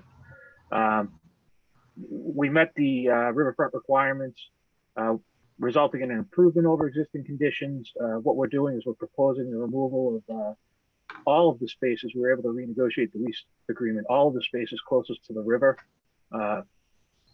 and adding some additional stormwater management through the rooftop runoff recharge as was described. The work is no closer than the existing conditions to the river, although we are within 100 feet. Where we run awry of these requirements is the work shall be located outside the riverfront area. Well, the entirety of the site is within the riverfront area. That's impossible for us. So our options are to comply with F4G, and then we should not exceed the amount of degraded area, otherwise comply with F or G. So the area out back is previously disturbed in that it's lawn, but it is not wholly degraded because it does have vegetation being lawn. What we are able to do is meet F and G. Restoration of on-site degraded riverfront in an area of 1:1. We're actually 1.1 to 1 by removing all that the parking adjacent to the river, and then mitigation of 2 to 1. We're adding some vegetation in areas that are existing lawn. It's more of a natural type of roadside wet meadow matrix seed mixture on those areas. What was remaining open was engineering had 3 comments in their letter. They wanted additional test holes and have them witnessed to confirm the soils and establish whether the soils could support such a system. And I apologize for the late submission, but we were able to finally meet with town engineer Bill Renault today, and we did the test pits. The test pits out in the general lawn area were very good, up close to the area that was previously paved. And when I get to the site plan, I'll go over this a little more in depth. The area that was previously paved, there was a buried A layer down at about 30 inches. So we would be excavating that buried layer to get rid of those unsuitable soils and backfilling it with new clean soil and bringing it back up to grade. What we did was we revised the detail. This is the detail here. We're now specifying, instead of 8 inches of compacted aggregate, we're now up to 12 inches, and this is below the first 6 inches of between the 2-inch bedding. and the, well, 5 inches and then the 3-inch turf stone. We've been adding 12 inches instead of the previous 8 of a crushed stone material. We also noted that during the bed inspection, or sorry, it's not a bed inspection, but similar, but during the excavation inspection, if we feel that the soils, if they find pockets of clay that are natural or something like that, we'll specify a woven geotextile that will still allow runoff to flow through it, but it'll allow for additional bearing capacity in that soil. And then again, specified in several areas in the detail that all unsuitable material that's encountered needs to be removed. It's our understanding. Oh, we also provided a turning movement diagram as a second sheet showing the SU-30 can make the turns. And it's also our understanding that Bill Renault reached out to the agent Rebecca and told him he was okay with the late submitted information, and we satisfied his comments. Again, this is the plan. The 2 areas that we tested today, we tested one here. This is where we found all natural soil. This area here was where we found the fill. So we would be excavating out about 2.5 feet in this area here to get that buried A layer out, and then compacting and bringing back up, which would also help the stabilization of this bank at that pinch point. The turning radius shows that the vehicle, the SU-30 30-foot box truck would come in, turn into this area here, and be able to back out. The wheels would stay right on the edge of the turf stone and back in. We're proposing a guardrail along the entirety of the river side of the work. So that would stop vehicles from heading that way, and also from plowing snow in that direction. I've talked to, we have Renault from IRG here. We've discussed how the snow removal would work in light snowstorms.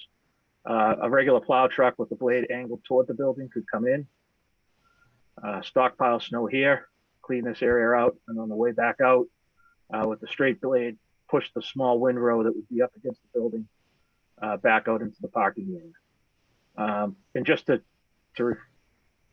reiterate, the crushed stone area and all the parking that is along this easterly side, right adjacent to the river, is all going to be restored to a meadow type seed mixture. And I'll go to a better high resolution site plan so you can see that a little bit better.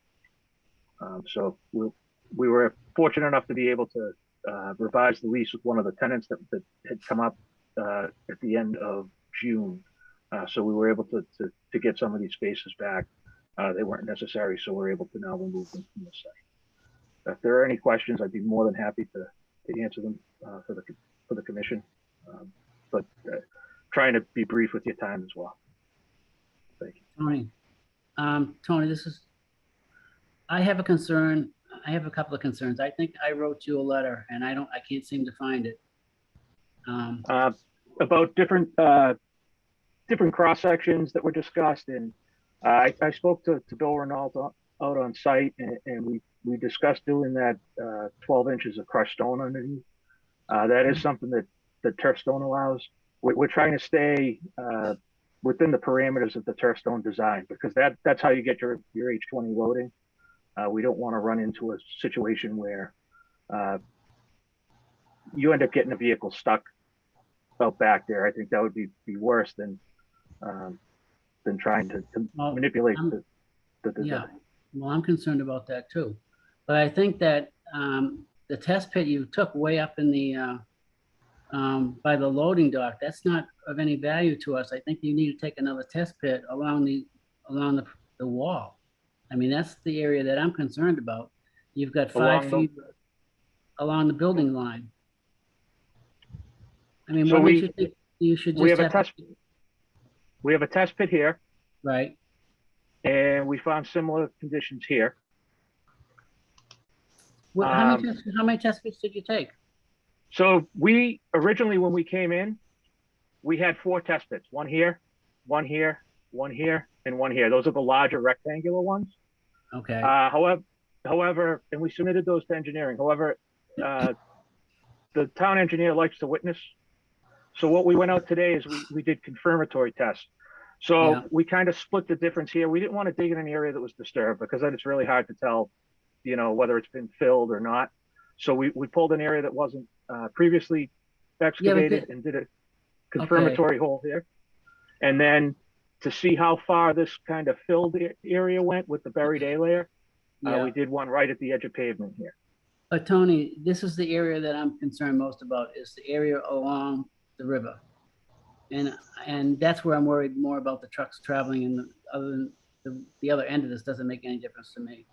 But I really think that you need a second test pit somewhere where it says proposed turf stone drive, somewhere in that area, to see that you are the same type of material all the way through. When we were out there with the engineering department, this pit here was a little bit deeper. Yeah. The fill was a little bit deeper than this area here. Yeah. And then you kind of came back into an area without fill here. So you have this kind of transition. It's kind of consistent. And because it's coming up, the excavation will be less. But the parent material, the one that will be load bearing, right, is a coarse sand in all of these holes. Okay. So we're taking the top and sub out. We're taking the buried A that probably extends somewhere to this area here, just kind of interpolating. We're taking that buried A layer out, getting to the coarse sand layer, and then backfilling with the coarse sand material or crushed stone, and then coming back up. We do have the comments from Bill Renault that were submitted tonight. I have those. Did you have a chance to read those? Yeah, I've read them. Yeah. Okay, I think one of the other questions I have is these telephone poles that you're putting up. What type of material are they going to be in? Are they going to be able to stay supported, plumb? Because you're right. Where are they going to be? Are they going to be in the BVW, or are they going to be in the driveway? So we've actually revised this quite a bit.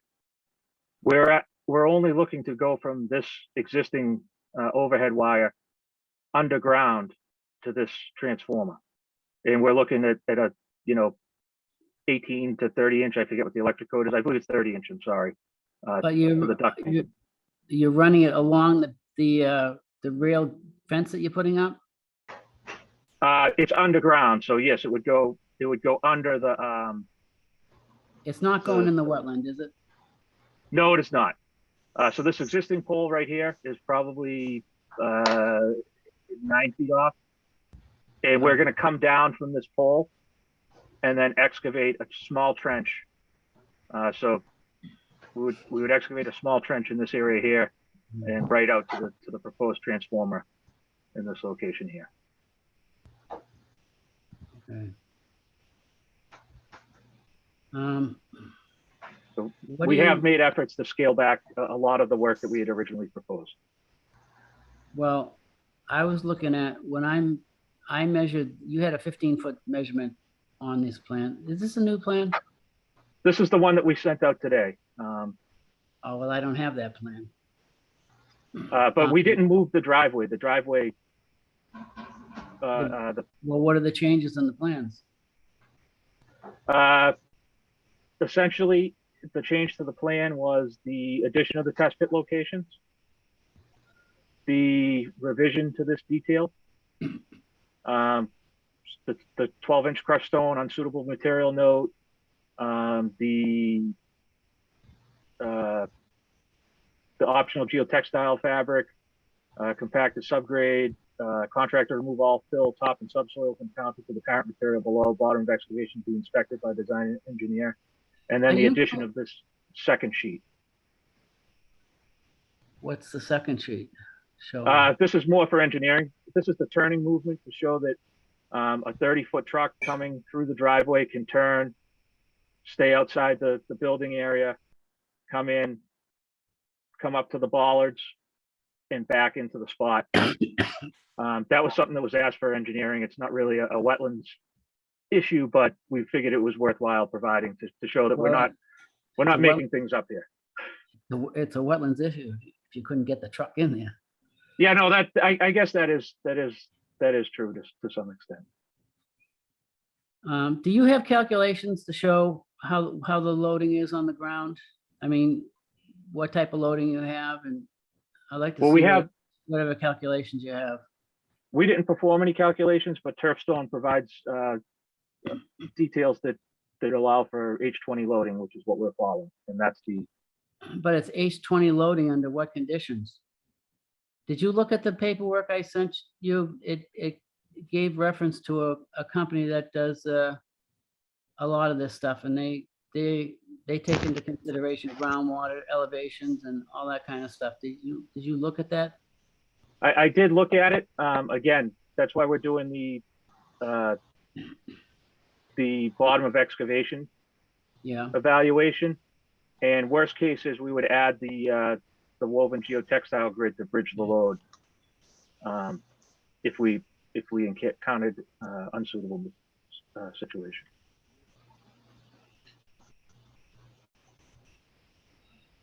All right. I will have more questions for you. I don't have them right now.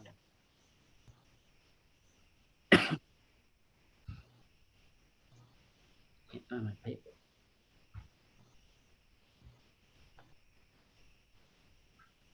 Any other questions from the commission?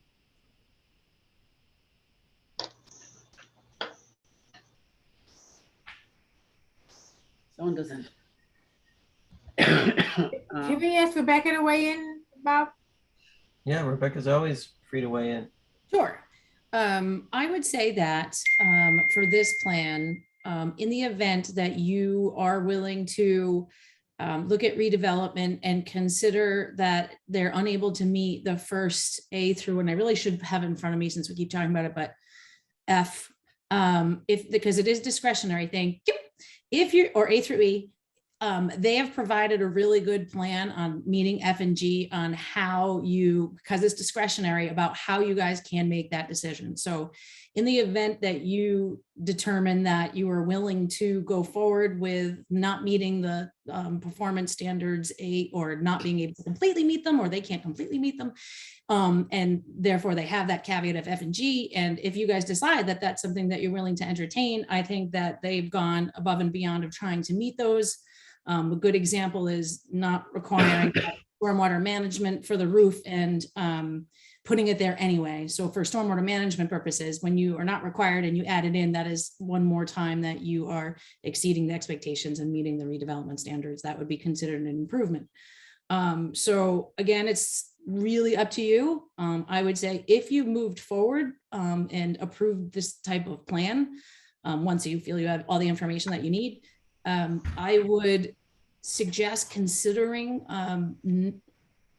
what type of limitation you would want to have in the long-term future. Let's suppose these guys move out, there's a new tenant in there, and you have this turf stone. Are you willing to have it moved to pavement? Are you willing for it to be widened?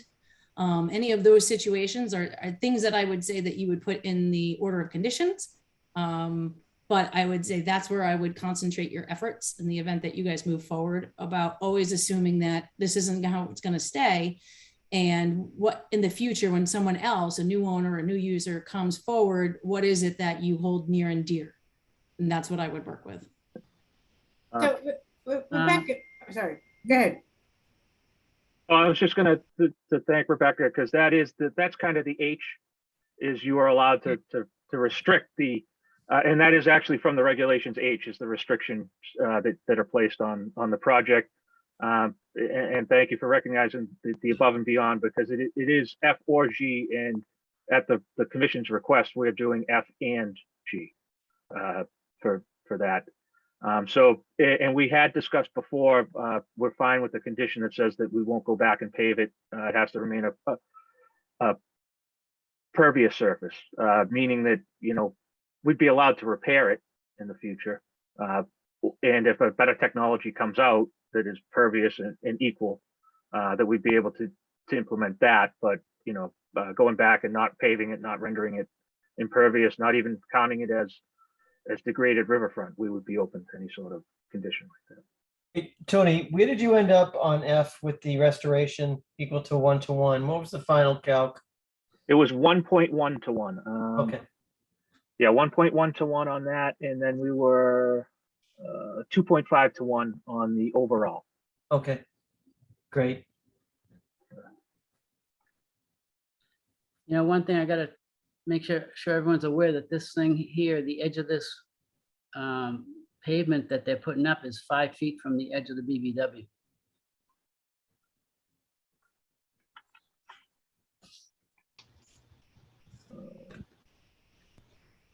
I had some more questions, but I can't find my paperwork. So the driveway, the existing mill and overlay does come pretty close, but that is existing pavement. The proposed turf stone is 8.5 feet to the BVW. Then it starts to pull away.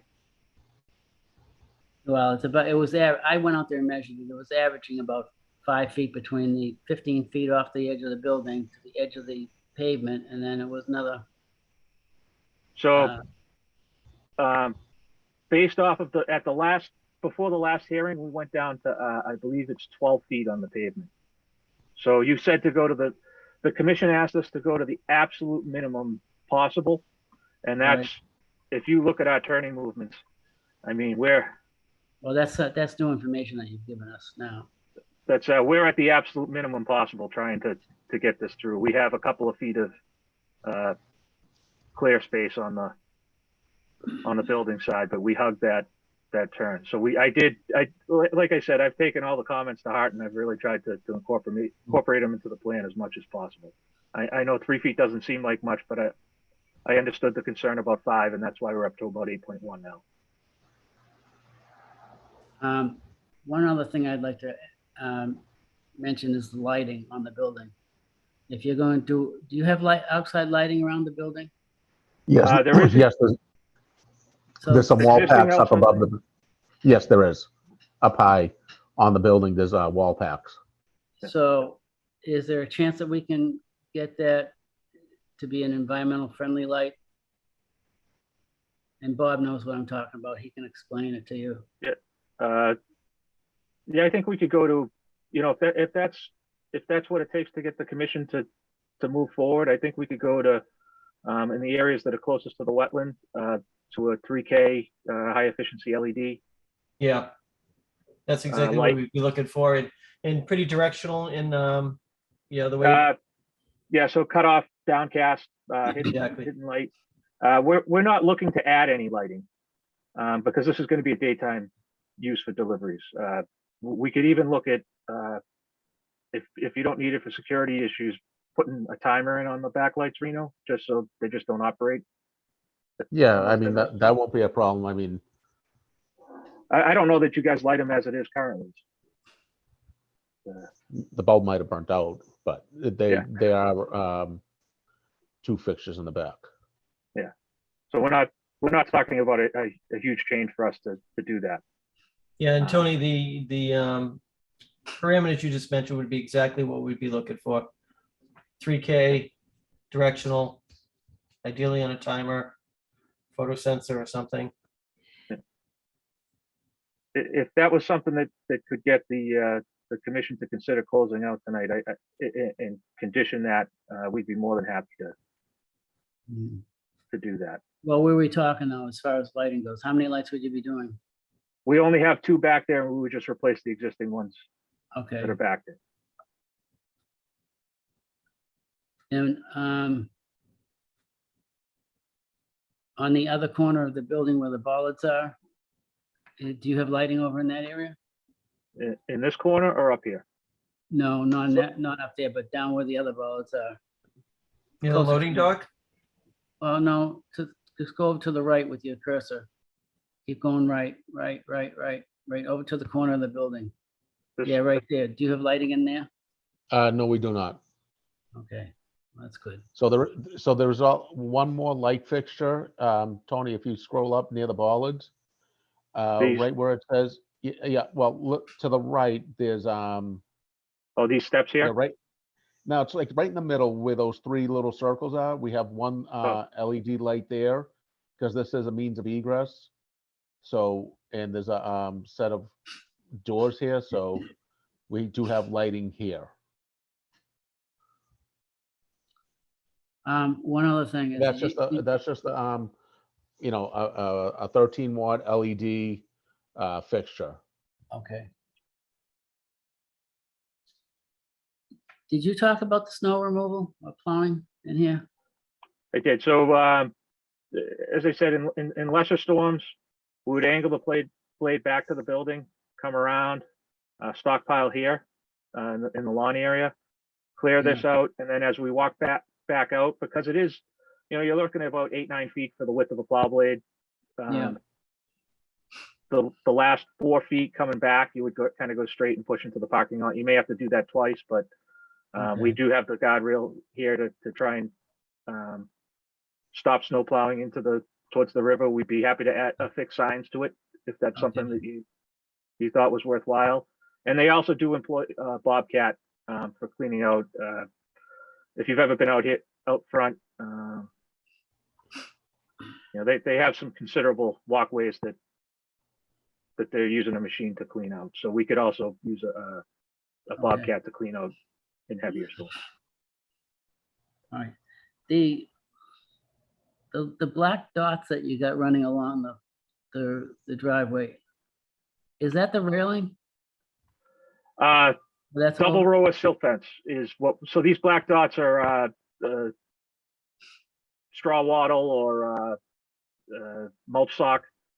And what we wanted to do was one, because we're going to be excavating for the turf stones. We have one up high, and then the area where we're going to take the lawn out, we put one below it. So we would have a double row of either straw wattle or silt sock to. And what's the polka dotted area right there? That's all the restoration area where we're going to be reseeding with remove existing surface treatment. So there's some mulch areas, there's you know, some landscaping, and then restore it with 4 inches of loam and the New England wetland plants wet meadow seed mixture.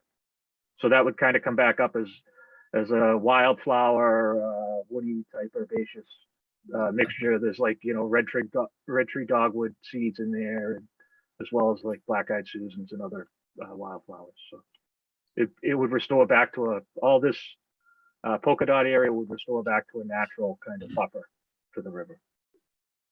Including a substantial amount of area that's parking now. Yes, that's, I mean, we're giving up a whole row of parking that's right along the river here. And I have one more quick question. This railing that you're putting up, the wood guardrail? Yes.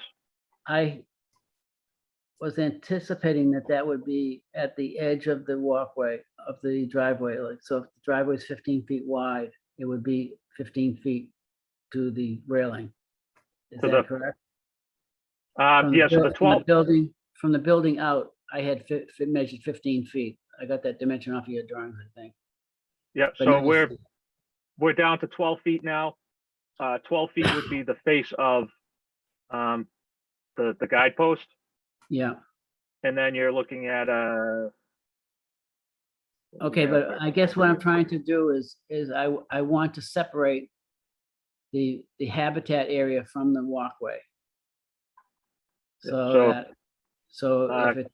if it's 12 feet, then the railing goes to 12 feet, and then on to the one side of that's going to be wetland and wildlife habitat. So we wouldn't want you cutting down the trees there. I mean, I've been out there. It's like a jungle now, much different than when we first went out there.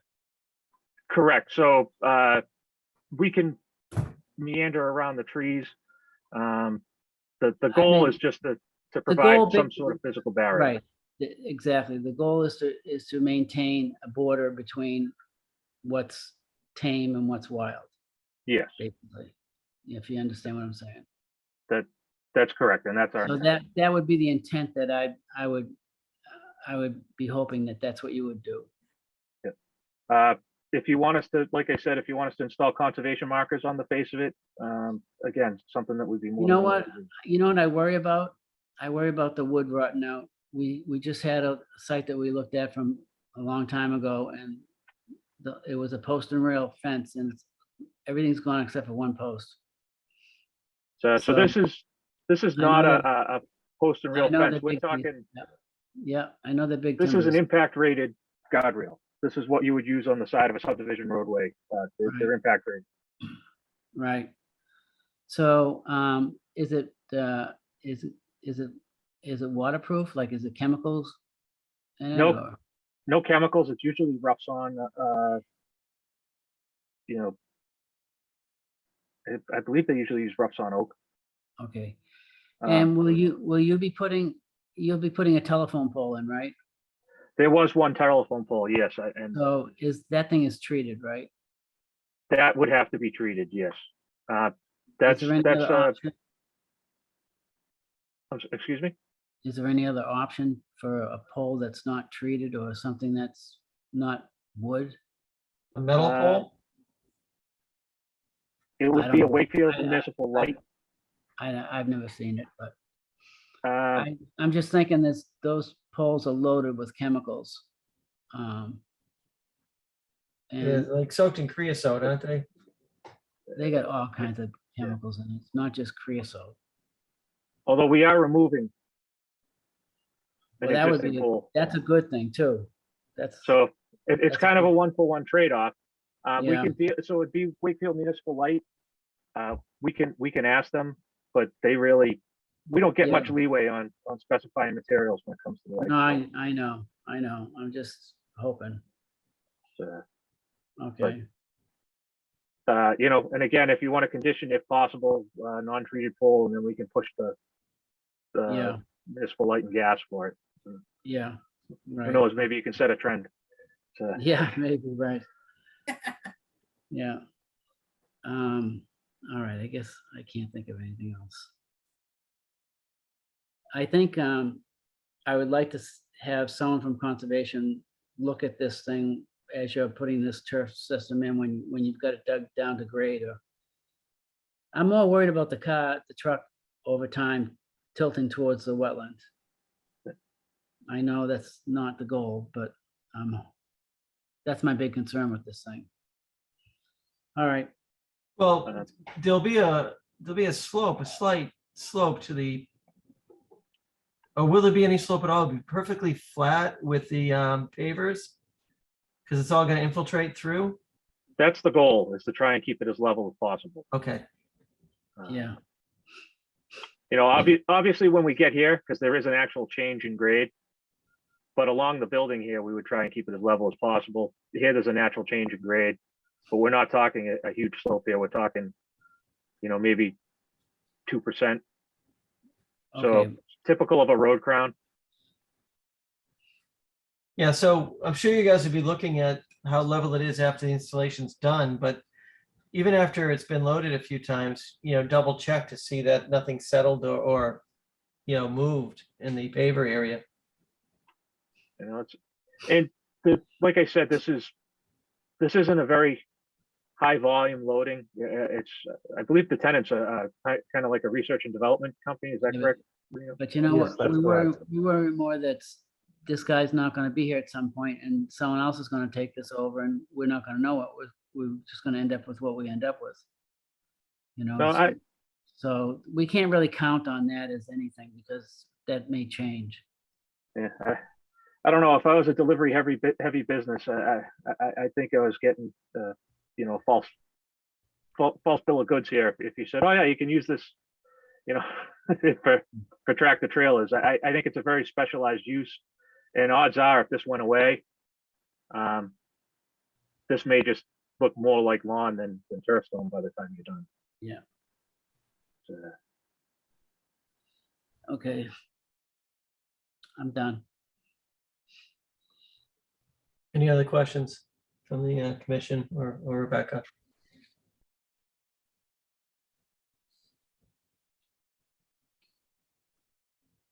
Are there any questions from the public?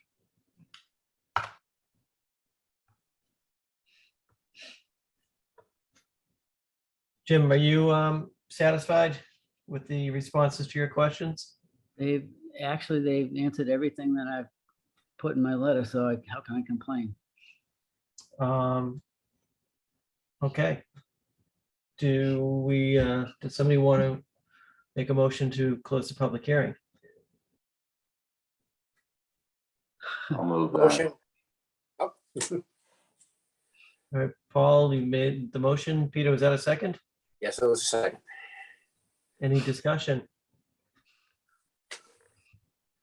Okay, hearing none. Polling members individually. Jimmy, Yes. Teresa, Yes. Silvana, Yes. Peter, Yes. Paul, Yes. and I also vote to close the public hearing. All right, we're not going to have any time probably tonight to go over any conditions because we are very behind schedule. But I thank you for, working with us on this. And it's really come a long way. No, thank you all for your input. I think we've ended up with a better project here, and I appreciate it. Thank you. I'm very impressed as well. I would Right, agree. and so we'll be on for discussion of the order of conditions at the next hearing. Yes, Thank you very much. I really appreciate it. Okay, thank you, Tony. thank you. Thank you. All right, let's see, we got 9:06. Next up, Rebecca, you ready to move on? Okay. Sure. Next up is DP 313608. This is 200 to 400 Quarter Power Parkway. Continued public hearing, discussion of order of conditions. Hey there, this is Mitch with Goddard Consulting. I'm here for Matt tonight. He might be popping in and out with some other conflicts, but based on our review last time, I think we came to a pretty good, we got a pretty good draft of the order conditions that we've been going back and forth with. And I just know that one late minute discussion Matt D'Amico and I had was on the final approved plans. I know I gave Matt Byrne a full list of all those approved or to be approved plans.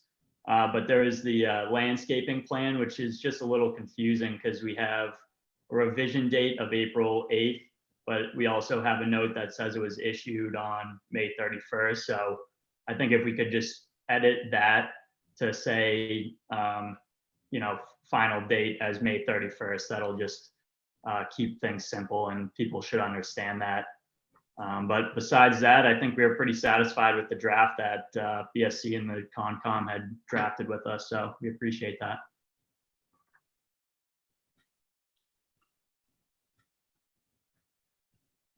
Matt Byrne, do you know what I'm referring to? Yeah, thank you, Mitch. I've got the list that you added.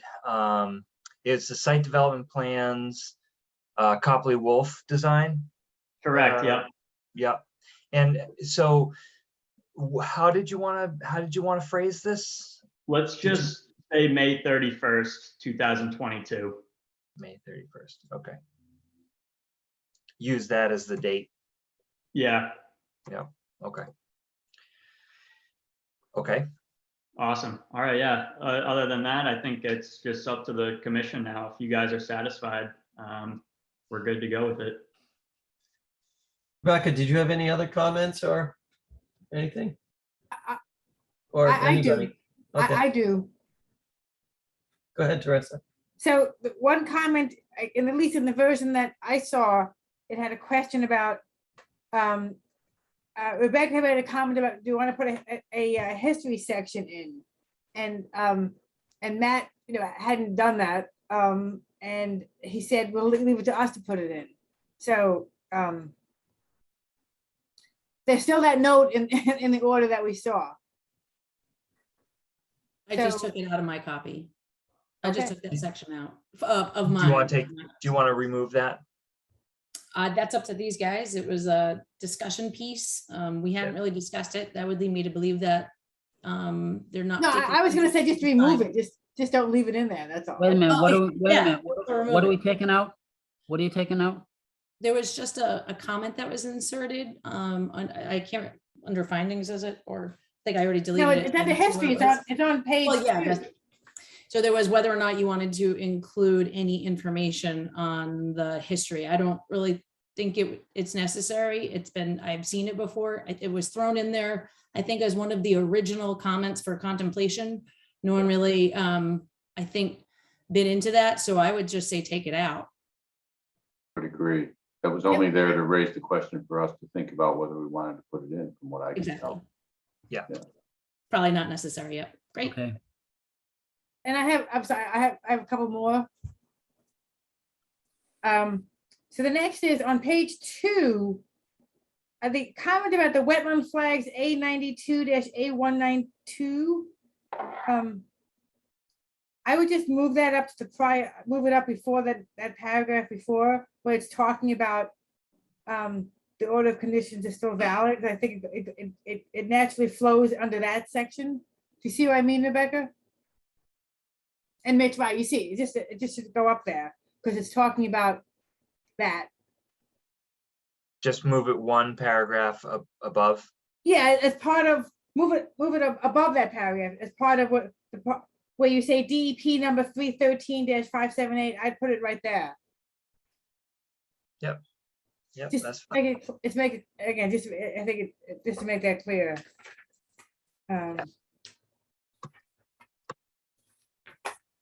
Sure.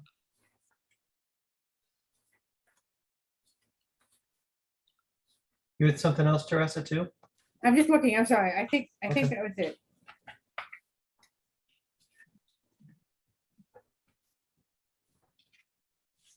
Oh, I'm sorry, I had one final comment, which is on page 13, number 49, the reference to what the restriction on that land preservation area. I had just suggested, this is a suggestion, that we say in that at the end of the penultimate sentence, add the phrase, add a new sentence saying, a copy of that plan is attached to this order. So it's just clear. I know it's gonna be worked on, but I just feel like having that plan just attached to this would be helpful. Rebecca, you nodded your head, so you agree? yeah. Sure. I think that's easy enough. And you have that plan, right, Rebecca, obviously? I do, yes. So I'm sorry, that was it.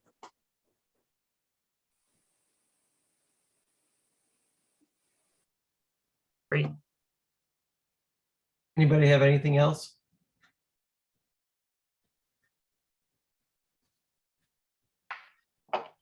I had one question that I wasn't clear on last week.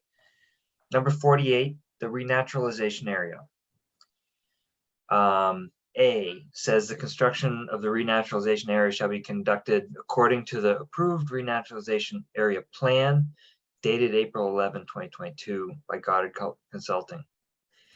And there was an issue where the plans were revised with new plan dates. I didn't follow exactly what the plan that's attached to the renaturalization plan, the drawings that are attached to the renaturalization plan had been updated so that the date wasn't quite tight. Did I misunderstand that discussion? I think that was my comment. Yes, I think I was wondering whether or not there's an issue in consistency if that condition references a plan, references the April 11th plan or document, which that is correct, but the plans referenced within that document have since changed. And is there a way to indicate that so that there's no confusion in the event someone looks to this in the future? So that is more of a question probably for you guys of how best to reference the fact or to make it more consistent, or do you foresee a problem with that? I can just tell you that in the future, people who read these things will grab onto anything that they can. And so if there's any type of inconsistency, it just makes it a little bit more challenging. So I would look to have that. Is there a way that we can indicate that, although we're referencing that plan, the newer plan? So is what's best? I think on renaturalization area 48A, after that mention of the renaturalization area plan dated April 11th, 2020 by Goddard Consulting LLC, you can put in another sentence that says the site plan that shall be adhered to in that plan shall be the plan approved with this order of conditions, that being, and then we can list the site plan directly in that condition right there. Do you have the date of that final plan that is the plan of record for this? Yep. So in the final approved plans, section 8A, we can just reference those two plans there, which is site development plans, both Allen and Majors and Copley Wolf Designs. Okay. Okay. All right, so 48A can actually just reference section 8A, the plans referred to in section 8A. Okay. Yeah, I think, that'd be good. Okay, thank you. I just would, like I said, it's a possibility that when someone looks at that, there's a question of which plan that it's being referred to. And I appreciate just clarifying that. Makes my life easier in the long run. Thanks.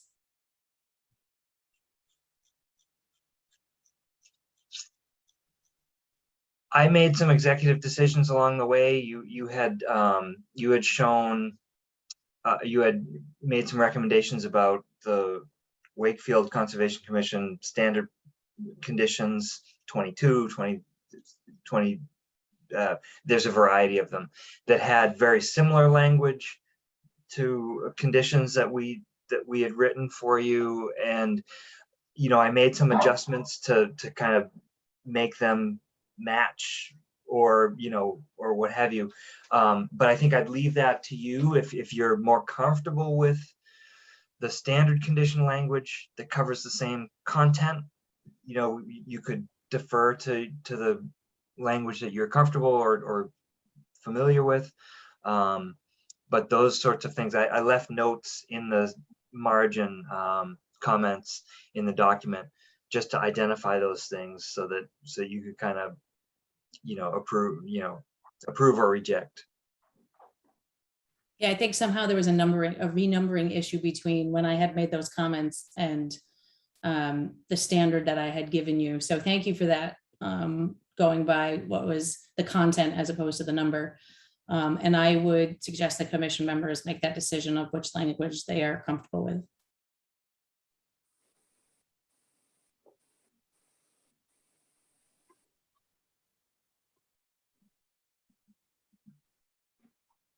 So there's if we go with our standard conditions, those sections would have to be rewritten. I mean, not rewritten, you'd have to cut and paste it in. So it'd have to be further work to do that, right? It seems so. Yeah. And, really there were essentially two conditions two circumstances here.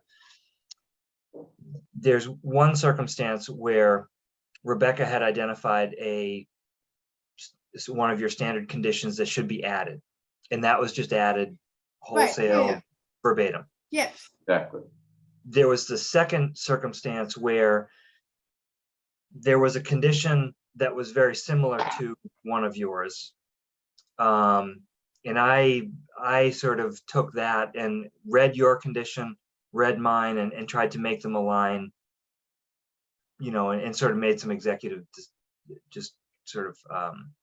decisions there. So I think the commission should kind of review those and just make sure that you're happy with how they ultimately came out. But, functionally, they say the same thing, just Right, in yeah. slightly different ways. So if you're comfortable with it, I think, we should be in good shape across the board, but. Rebecca, are you comfortable with it? I am. Yeah, me too. Okay. You're comfortable with doing what takes less work, right? No, there's no I mean, Matt didn't I- have. I- standing That question. integrated the language that we He put need. his, I mean, again, I just- you know me, I'm pretty specific about language, but if it doesn't make it that much of a difference, I don't understand why you need to change That's it. what I'm thinking too. I'm thinking the starting point is you gotta have a good reason to, because, you gotta worry about in an effort to change it, you make a mistake in that. Right. All right. I can't think of anything else that struck me as a concern as I went through, based on our conversation last week and the materials I received from the applicants and from the commission. I didn't have any questions or sort of confusions beyond what I've brought up here so far.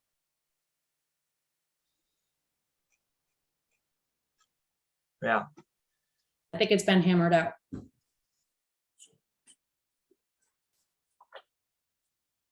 Great. All except for the most recent change order, Yeah, right. of which of course I'll need a check.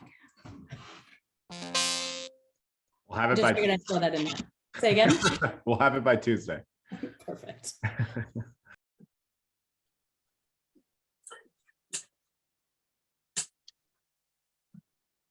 All right, anything else on the order or any other items?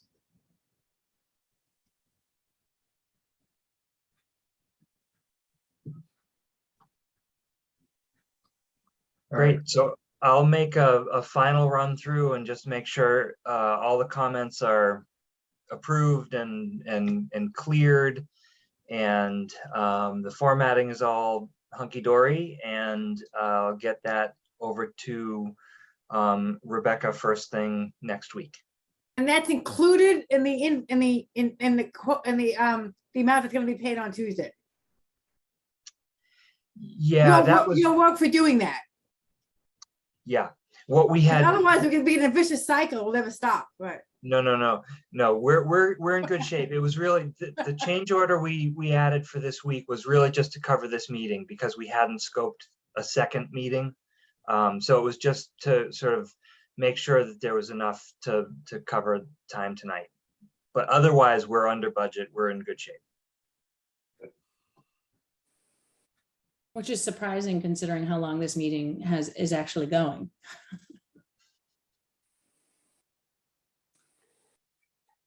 So what's next?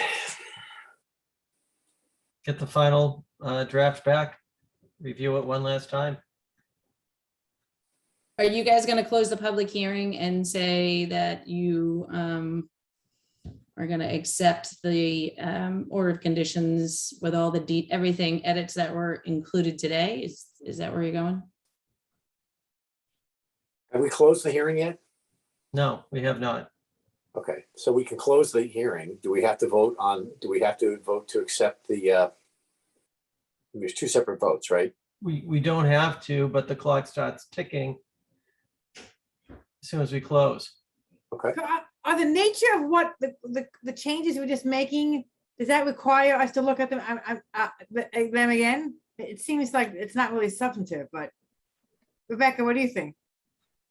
I think that you can close the public hearing and because you basically hammered out the conditions. I mean, we Right. don't always do it that way, but in this case, I think we wanted to leave the public hearing open in case Right, no. during the course of the conditions, we needed to accept new information because once you close the public hearing, there's no more information. But that's not to say that if Matt gives us a copy and we notice something that according to this meeting or a previous Right. one is incorrect, we still can change that and produce, at least that's my understanding, that you could Yeah. still We can change make- that. It's not really new information. It's just putting it all together. Right, we can modify the order without an issue. It's just we're not accepting new information. Okay. And So, you've just got 21 days to make sure you're comfortable with this Exactly. and get your signatures and, Yep. yeah. The clock starts. Yeah, with the meeting on the 28th, I don't know if we have any vacation issues or any potential quorum issues or anything like that. Is everybody's intention to be available for the 28th? Or any, okay, but I won't be here. I hope that doesn't cause a big problem. I promise I won't change anything after that. we got 2 weeks to work on that Sure. stuff. And you'll send us the final version, obviously. I'll send this out Monday. Yeah. And then it'll be in your hands from there unless there's something, that surprises you or what have you. Matt, thank you very much. You're welcome. Yes. All right, so would somebody like to make a motion to close the public hearing? So I'm sorry, can I just ask one question? Rebecca, you're not gonna be here. Is Elaine gonna be here? Yes, Elaine will be. So she can make sure we make arrangements to get the order signed after that. Yes, she will. And I'm sure Judy would be happy to help get the signatures. Yeah, so realize the next meeting is 14 days away. Right. So we've got time before the next meeting to get that done. Okay.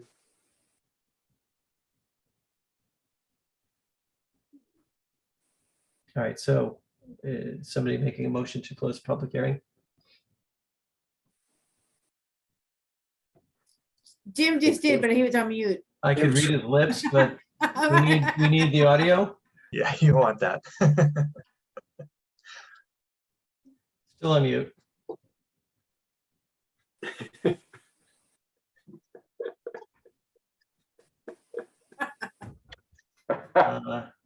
Jim, you're still muted. Press your space bar, Jim. Press and hold down the space bar. That There you should go. unmute you. There you are. You're out, You're up. you're on. We're back. It was much Yeah. quieter without this. I'll make a motion to close the hearing. All right, is there a second? Okay. Is there a I'll second? second. Okay, any discussion? Okay, all in favor? Paul, Yes. Peter, Yes. Silvana, Yes. Teresa, Yes. Jimmy, Yes. and I also vote yes. Matt, you might as well vote. I don't think so. Got your name right all over. Do we make a second motion now to,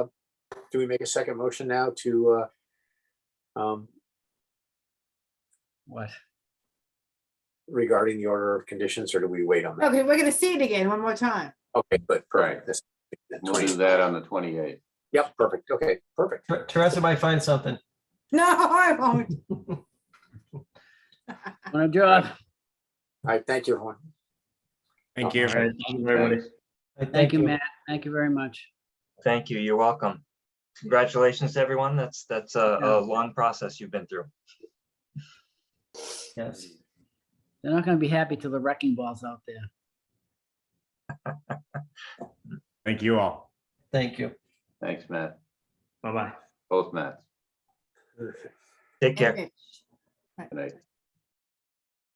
All right, we've got some other business to attend to. Just one thing, can I want to say one thing, please? Sure. Rebecca, you can see this, right? If I show this to you, did you send me this? On green paper? Is this something you sent? It's pertaining No, to Audubon Road. It says, if turf stone does not hold up to infrequent deliveries, it shall not be replaced, not holding up shall mean erosion. where'd you get that? It Did was you take sent to that me. from my office? Yeah, right. I came running up to your office just to find this. I'm not sure I gave you that. But Or it's yeah, stuck you in you the emailed file. to, but we want to add these as conditions to Audubon Road. Okay, talk about that next time. Yeah, we can't talk about that now, Jim. I'm saying that now so that you'll remember, because I Okay. think they're very good. I think I'd like to see them Well, in if there. you give me my paper back, then I can give it to Elaine. I'll send it right through the fax. You email that, I believe. Do that I too. think it's a Post-it note. I think it's like I had handwritten some thoughts. You did. But you distributed it, Rebecca. Right, you emailed it. Sure. Apparently I only remember 40 seeing did. it. Yes. Yes, We we all all got have it. See, I don't even remember that. Yeah, Yes, we got it. I'd forget it too. So you all have my notes then? Yes. I believe Oh, you okay. sent them to all of us, yes. For our benefit, Rebecca, that was very helpful. Yes. I send you guys so much stuff that I apologize that I didn't specifically remember that. The answer is, Rebecca, we know. Oh, perfect. I love that answer. Okay. All right. All right, so we've got some old business, or other business, I should say. Is it just tree removal? Or is there other things you want to talk about? Let's do tree removal, because I think we can do it quickly. Okay. 56 Harrison.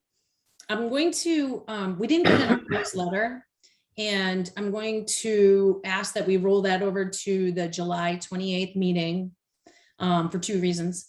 One reason is because July 28th, Elaine is taking that, and she is our tree removal specialist. She goes out to see them and speaks to the homeowners, and I do not. Not to say that we can't, because we can do the next one, but this particular one is adjacent to a stream, and that area, I want to poke around and get a little bit more information, because a little bit downstream of this location has been some flooding issues that they have asked me to look into a little bit here or there. And so I just want to make sure that any information that you guys need to have, I have and can give to you. So I would ask that we roll that one over a little bit to the 28th, and then take 80 Forest Street.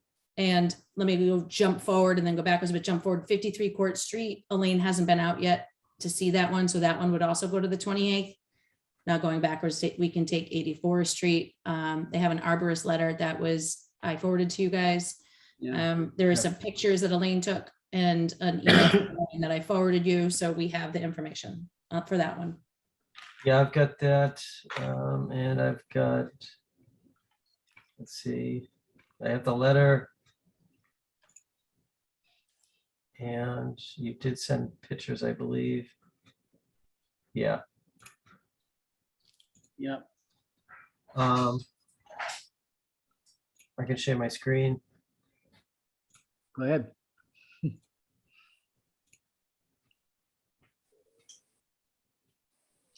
a beautiful looking tree.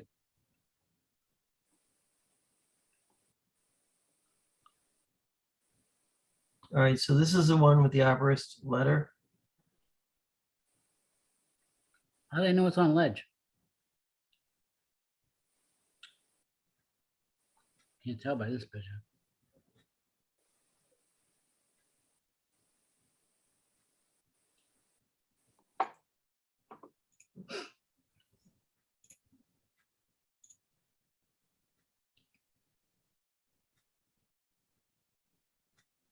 Here's the letter. A very shallow root system, some crown damage, just a risk to.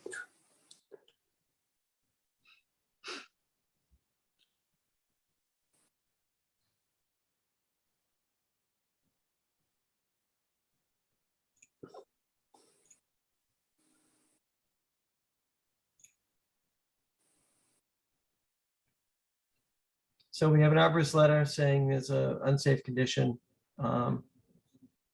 It's pretty cut and dry, right? Based on the policy.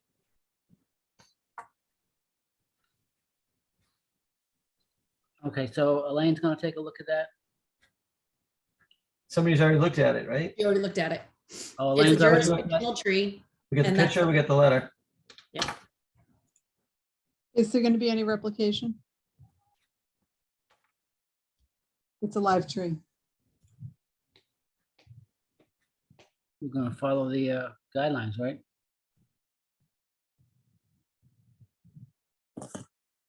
Yeah, the guidelines called. Where is it in the buffer? And just out of curiosity, where is it in the buffer zone? How close is it to the BBW? Question. I didn't see it. I'm gonna pull up a plan. I'm wondering if I know, I don't know. Okay. I didn't know whether the replication was discretionary, and for example, you would feel differently if it was 90 feet from the BBW versus if it was 9 feet from the BBW.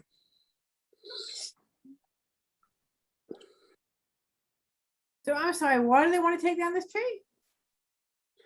It's shallow root system and there's some damage to the crown. It's on ledge and it's as a very shallow root system and it's an at-risk tree. That's the conclusion of the arborist. Right, so we could uproot.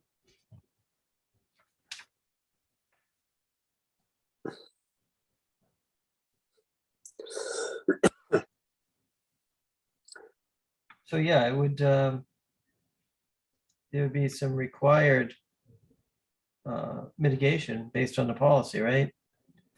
Each live tree 6 inches in diameter or greater, measured 4 feet up, shall be replaced by one of the following: one deciduous tree, shade tree 2.5 inches or greater, one evergreen tree 5 to 6 feet in height or greater, 2 large shrubs 5 to 6 feet in height or greater, or 3 small shrubs 3 feet or greater in height of planting.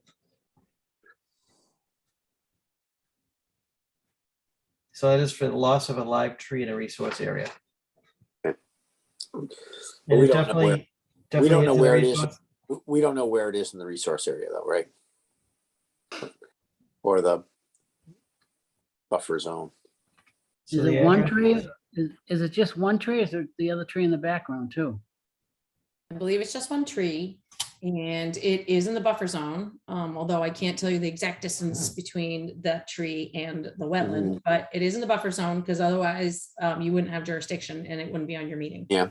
Can I ask you a question? Is the buffer zone a resource area or is and because you read something, Bob, if it's in the buffer zone, if it's in a resource area,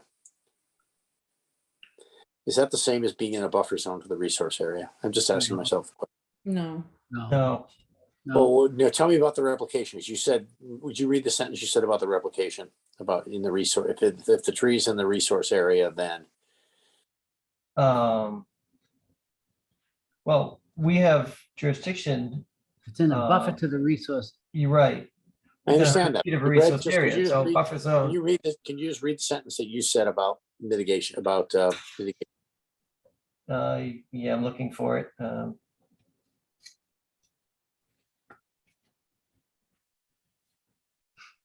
So tree mitigation requirements and conditions, mitigation of loss of live trees in a resource area, especially those removed within the 25-foot buffer shall require replacement. So it says two different things, right? Well, yeah, No, it's restricting the buffer. What? It's saying, Oh, it's saying saying- closer attention will be paid for 25 feet, the first 25 feet. No, especially That's those how it removed was. the within first was in 25 the feet. resource area. The buffer zone is not the resource area. And then you said, especially if it's within 25 feet of the buffer zone, you know, it was just kind of a funny If way. it's in the 25-foot buffer zone. I know, but the first condition. Buffer zone is not resource. Is it in a area. resource That's area? correct. Right. Or I not. understand. It's not. It's in a buffer zone to a resource area. That's okay. That's fine, but that's how the commission wrote it. So I mean, I that just, could change. Yeah, I there just- should It be needs to be a, edited. should be an or both. All right. It should be the loss of live trees in a resource area, Or a buffer or zone. within the buffer zone. Yeah. Yes. Why don't you guys would- vote to make that edit now and I will edit that and we'll have a new document on the website. Good. I'd move for that change. Is there a second? Second. Third. Okay, all in favor? Any discussion before we move to vote? If not, all in favor? Jimmy, Yes. Teresa, Yes. Silvana, Yes. Peter, Yes. Paul. Yes. I also vote for that change. Good catch, Peter. So Rebecca, will that that wording be included in the letter approving the removal of the tree, if that's what they vote on? So that they're clear that there is replication required? Yes. We say especially if it's in the 25-foot thing, and we don't know if that's even the case. I'm just asking. Right, but it's saying You can't tell especially if, from it the doesn't say aerial. only if. Right, right. It doesn't say only if. No, I understand. But if Okay. it's not in either the buffer or the resource area, we can't require replication, can we? Right, but it No. is in the resource. Can't area. require anything. They can do Right. whatever the hell they Yeah. They want. can If take it's the tree outside of down 100 without foot, permission. it's non-jurisdictional. Okay. I'm So should we assuming say this one we- is we in say the we buffer. vote- zone. We vote to allow the tree removal, but we want replication, Yeah, you want them to follow the tree. For our policy. regulations. Yeah. Yeah. Thank you. Here's a aerial view. Yeah, it's hard to tell. I do see a lot of ledge. I can tell you that. Yeah, that's for sure. Oh my gosh, Question, where is it? Which tree are we looking at, right? is there a house in there? Yes. The street view gives you nothing. Oh, I've got a different street view. Do you? Yeah, So I got. interesting. Let me show you. Can I? Let me do stop this, sharing. right? 80, is See, this Paul, you 84th did know- Street or You do know 84th how to Road? use this stuff, Paul. You just outed yourself. 80. You do have. You're faking it, Paul, you're faking it. Is 84th Street or 84th Road, though, is the question? Street. Street, yeah, okay. I've got it on my screen. Let me share. Right there. I was using Google Maps. Yeah. That's what I've got. And there's the house. And then, so I've got a lot less vegetation showing up on mine. And here's your street view. Wow. So this is all behind. Hmm. But I don't have a vintage on this one to tell you. Yeah, Oh, yeah. November 2020. Okay. So, oh, this is Stoneham, though. This is not Wakefield. Sorry. Forget it. I just discovered that by, that doesn't help. I'm like, that doesn't look familiar. So to much me. for Google Maps, right? Yeah. There's the address I've got, 84th Street, Wakefield. I wonder if it's in both. So 4th Street, Wakefield does turn into Stoneham. Does it? Yeah, but I thought it actually changes names. It changes to changes East to Street East a little Street. bit to the west. Right. Yeah, so this is the house. Yeah, and this is November of 20, so a year and 3/4 ago. Yeah, you can see ledge actually in the backyard also. Yeah, Yeah, So it looks like it's the tree that's in the. Oh, I thought it was that tree right there where you had your arrow. He's to the here, left. could be No, here. the one where you Yeah, had your arrow. No, think it's you that had your one. arrow on it. Just go to the right, down to the right. That this one. one could be. It's hard to tell from this image. Well, it kind of looked like it was the one that looked like it might be right in the middle of the yard. Yeah, And that looks like the only one everything else looks like it's on the edge of a grove of trees. mhm. So anyway, there is a house there. And there is ledge. Yes. All All right. right, so we're in agreement, so we should, somebody want to make a motion to approve the removal of that tree with replication? Motion. Is there a Second. Okay, any discussion? Okay, all in favor? Paul, Yes. Peter, Yes.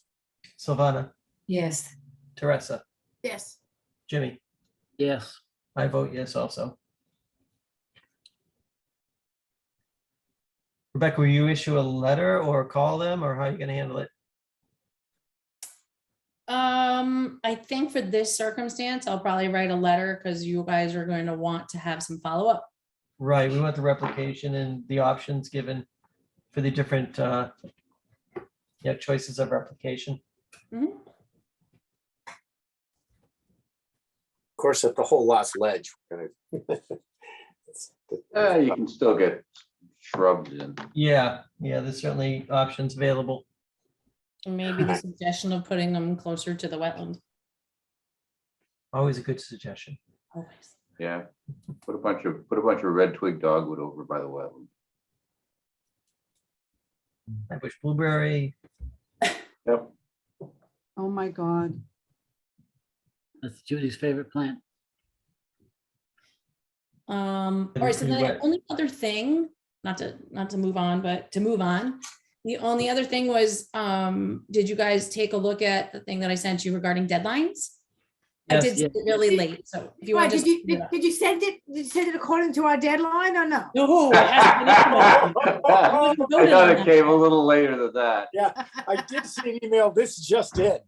I do have to say, I look forward to this deadline because it gets very confusing on the day of a meeting. And I understand for you guys as well. I'm just saying, for me to try to make sure that everything is the most recent and you have it, I don't really love that either. So I am looking forward to this, but Rebecca, maybe I could share. I thought of What? your policy when I saw the this just in email that you sent. I didn't even see these till like 6 o'clock. Okay. I will point out my Can I ask you a favorite question? line. So this is great, Rebecca. Why do you say reviewed by the Conservation Department? It's Yeah, I reviewed didn't by- like that either. Oh, it's did I say reviewed that? by- What the Yeah. heck is the Conservation Department? It's a I know, conservation- I was trying to figure out why, The commission and the department Boy, are two I'll tell you, it's separate a tough things. crowd Yes. tonight, Rebecca. Me. They're not the Yeah. same. I was trying to Yes, figure it's out gotta why be she in did that. Rebecca's hands or Judy's hands at the department, right? They're Yeah, two the separate things. Yeah, the department is the higher. It's the Conservation Commission. That's Yeah, not, there's a commission and there's a Not the department. The department. department is the hired help. The commission is the appointed board. They're separate. Yep. Which Say that means, again, So it has to be Oh my God. received by the Conservation. Commission. Department. I'll tell you. Rebecca is the department. You're the appointed board. You're the commission. You're not Mhm. the paid employee. Department.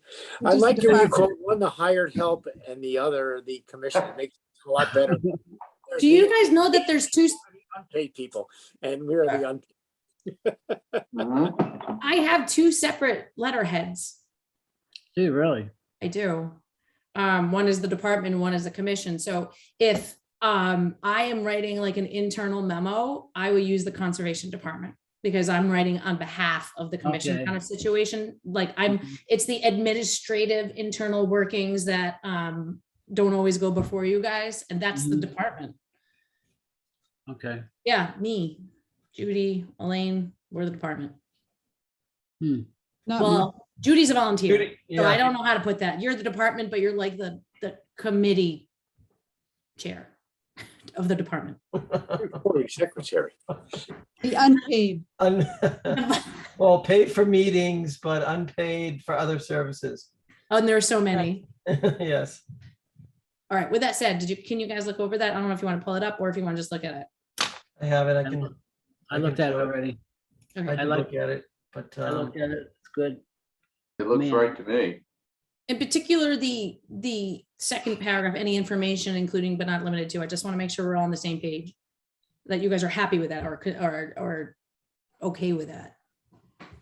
Instead of saying shall be received, why don't we say must be received? Oh my God, I had that the first Or time. will be. What? Yeah. No. No. No, I had must the first time and then, It must be. okay, I'll put must. Yeah, I had like that Trust, too, I yeah. had that. Well, there are exceptions to that. She's already stated that in the draft. It says some minor exceptions. So the first set of deadlines are for I would get rid of the word. notices, I legal would get rid of the notices, word and the minor. I don't second wanna- set are for filing of information. Is that correct then? It is, and originally I had only the second set, and then I had like a footnote after like the 2 p.m.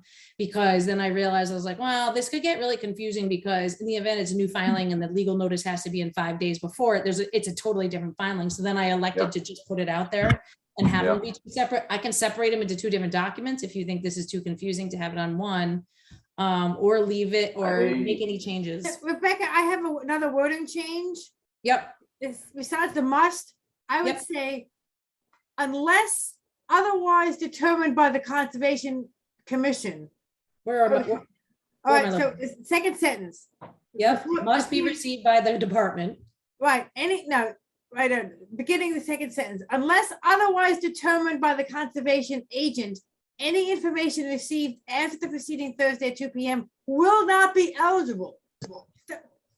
So again, are you with me? I like that better, yeah. It's much better. I'm saying, because it's like, what does it may not be considered? If But you then don't you're do it- going, but then you're saying some minor exceptions may be considered. No, I'm Strike that changing- sentence. I'm Strike that saying- whole strike that Right. sentence. So wait, How about this? I have a plan B. Teresa, just send me that edit tomorrow. Just cross it, strike it out, cross it yeah, out. I'm gonna see if I'll I can do it right now, but yeah, I'll Just so it's, and if you mull it over and it's slightly different, that way I'll just have it exactly. I'll just send you that one sentence. Yeah, change, that's fine. right? But Okay. by doing that, Are we you are saying. suggesting that people can't give us any minor corrections? Right. No, I I'm think we saying want unless, at least unless that- determined otherwise. That's what I'm saying. Well, that means we're gonna have to vote on every one of those. No, unless determined otherwise by the conservation agent, it's gonna say. It won't be Okay. accepted. That gives the conservation agent the discretion. All right. Because we're gonna need some flexibility. Yes. Well, that's the whole point, is that we give ourselves more, because right now we say some minor exceptions may be Right. considered. I mean, we can consider anything. We have broad authority to make exceptions. I like what you said. I like starting out with the Unless with the Yeah, conservation, that's fine. subject to the agent's authority to do otherwise. This is the rule. Okay, Yes. the lawyers have spoken. Perfect. They're gonna Yeah. send it to me tomorrow for that language and What's- and You're gonna pragmatically. send it to Peter first for edits with Teresa. I'm gonna send it to you right now. I'm doing it right now. And so I'll just let you know how I intend on this, and pragmatically is that for the gist of it, if they send something really tiny or small, which we consider small, and maybe that's not the right word, but minor, such as I'm changing these plantings from these to these plantings, assuming that this is something we discussed, I would certainly accept and carry that over to that meeting. And then obviously other things I wouldn't. And if something's sort of on the fence, like, or on the line, and I'm unsure, I would probably base that decision on how many other things you have to do that night. So there may be something that could, under some circumstances, be tackled, like received late and tackled that evening. If you guys have a big agenda and there's a lot of other things, I may elect to have that bumped over. So that is how I envision doing, implementing this. Are you guys cool with that? Right. Yes. Absolutely. I just Okay. don't Yeah, want that you, makes sense. want you to be, I just want you to be in a position where if it's something that's too late and we're not gonna have adequate, and you, in your judgment, we're not gonna have adequate time to consider it. You can Right. say moved over, and the applicant shouldn't feel bent out of shape. That's Right. really what. And Makes it's sense. firm and on the line because right now it's sort of like, it's not really up to me to make that decision. So when they send me stuff late, I just forward it along because there hasn't been the conversation before of, I'm gonna now make a decision of what goes and what doesn't. So applicants are under the expectation that I just send everything whenever they give it to me. So do you want to say unless the conservation agent or the conservation department determines otherwise? No, not the department, the agent. Okay. Okay, I'm sending it to you right now. Thank you. It's a new sentence. Okay, I'll probably forward it along tomorrow. And that means you get rid of the Sounds last good. sentence about the minor exceptions or whatever. Yeah, exactly. Yeah. Okay. All right. I just sent it. Anything else? Can I make July the motion, 1st. Bob? Can I make the No, motion? No, we haven't asked Judy if she has anything. No, I do have something. July Oh. 1st, town council said there's a new wave of ARPA funding coming through. So start funding? thinking, what? The ARPA money, American Rescue Plan, the federal Oh. government funding Okay. that the town is getting $8 million overall. Are they really? Yes, I've been talking about this for the last, I don't know, year and a half when it came out. I mean, we're finally gonna get the statue of you. I think so. But tree planting is something that it can be used for. There are a lot of ways that we could use it, so other towns are doing it. So if you can look around and see what other projects there are, then we could put something together and maybe pitch it to town council to get it funded. Okay. Because they're going to use all this money, so we may as well get some. All right. Okay, sounds like a plan. Did you say replanting or did you say Tree any idea? planting, tree planting. Is that the only option? No. Stormwater, which could be rain gardens, some have used it for some type of trail maintenance, replanting with native plants in different areas. It's about coming up with creative wording to be able to use it. That's all it comes down to. Yeah, I mean, do we want to talk about maybe some stream maintenance or some other stuff? I don't know. What about Or like maintenance? pruning? What about maintenance to the rain garden up the head of the lake? Yeah, that's on the town because that's already been paid for by taxpayer dollars. Well, someone's got to It's not get. coming over out of the there and- ARPA funding. Well, someone's got to see. Rebecca's someone's- already talked to Bill about it. Okay, well, that was what I was getting at. I didn't want to say that, but because it's another thing for you to do. No, There's I've gotta already be- spoken about plant choices that would work in that scenario and while trying to maintain an aesthetic appeal. Yeah, but we should try to do something before we end up at year 3 trying to get this thing done.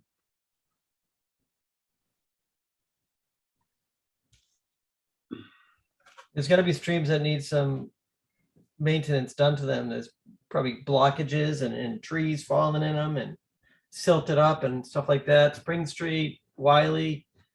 They're all like that, yeah. I mean, I don't know if that would be appropriate use of funds or just DPW should be doing this. DPW should be doing that.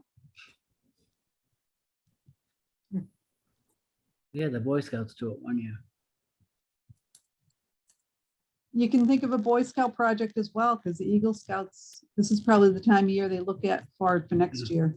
Yeah, Maybe look at the streams around town and see if they can do some cleanup in some of them.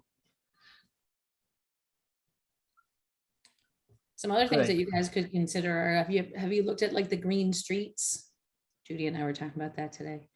But just there's a really awesome document put out by Vermont. I'm happy to forward it to you guys if you're interested.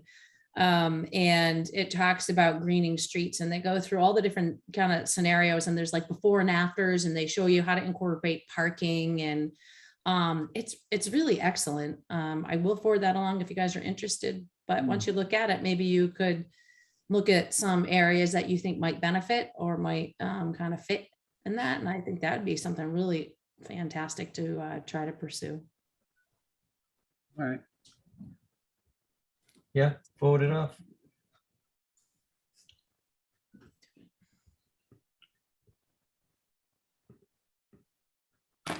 Anything else? Judy? Nope. Rebecca? No. Other than I'll see you guys on Monday for a site visit. Yes. Yes, I sent out the invitation already. I know, that was awesome. Thank you for doing that. That makes Yeah. a big difference. I still don't know what's wrong with street parking. There's plenty of parking on the street. Plenty. You don't need it for zoning, so what's wrong with street parking? People obviously are not used to street parking. See you on Monday. Right. All right, guys, is there, well, hang on, hang Can I on. go, please? Would you like to make a motion to adjourn? Motion made. Is there a second? Second, Second. Any discussion? You know, No. I think I missed taking roll call at the beginning. Though I did say Ken wasn't here, we did, yeah. but I didn't actually take roll call, but No, you by did. default, Because we couldn't get Jim on? Or was that the first? yeah, we got vote? Jim, but by default, by saying Ken wasn't here, that meant everybody else was. So anyways, for the record, everybody else was in attendance besides Ken. All right, so no discussion. So all in favor of adjourning? Jimmy, Yes. Teresa, Yes. Savannah, Yes. Peter, Yes. Paul. Yes. I also vote to adjourn. Good night, everybody. We'll see you Monday. Have a good Right. weekend. Night. Good Take meeting, care. guys. Bye-bye, everyone. Good night.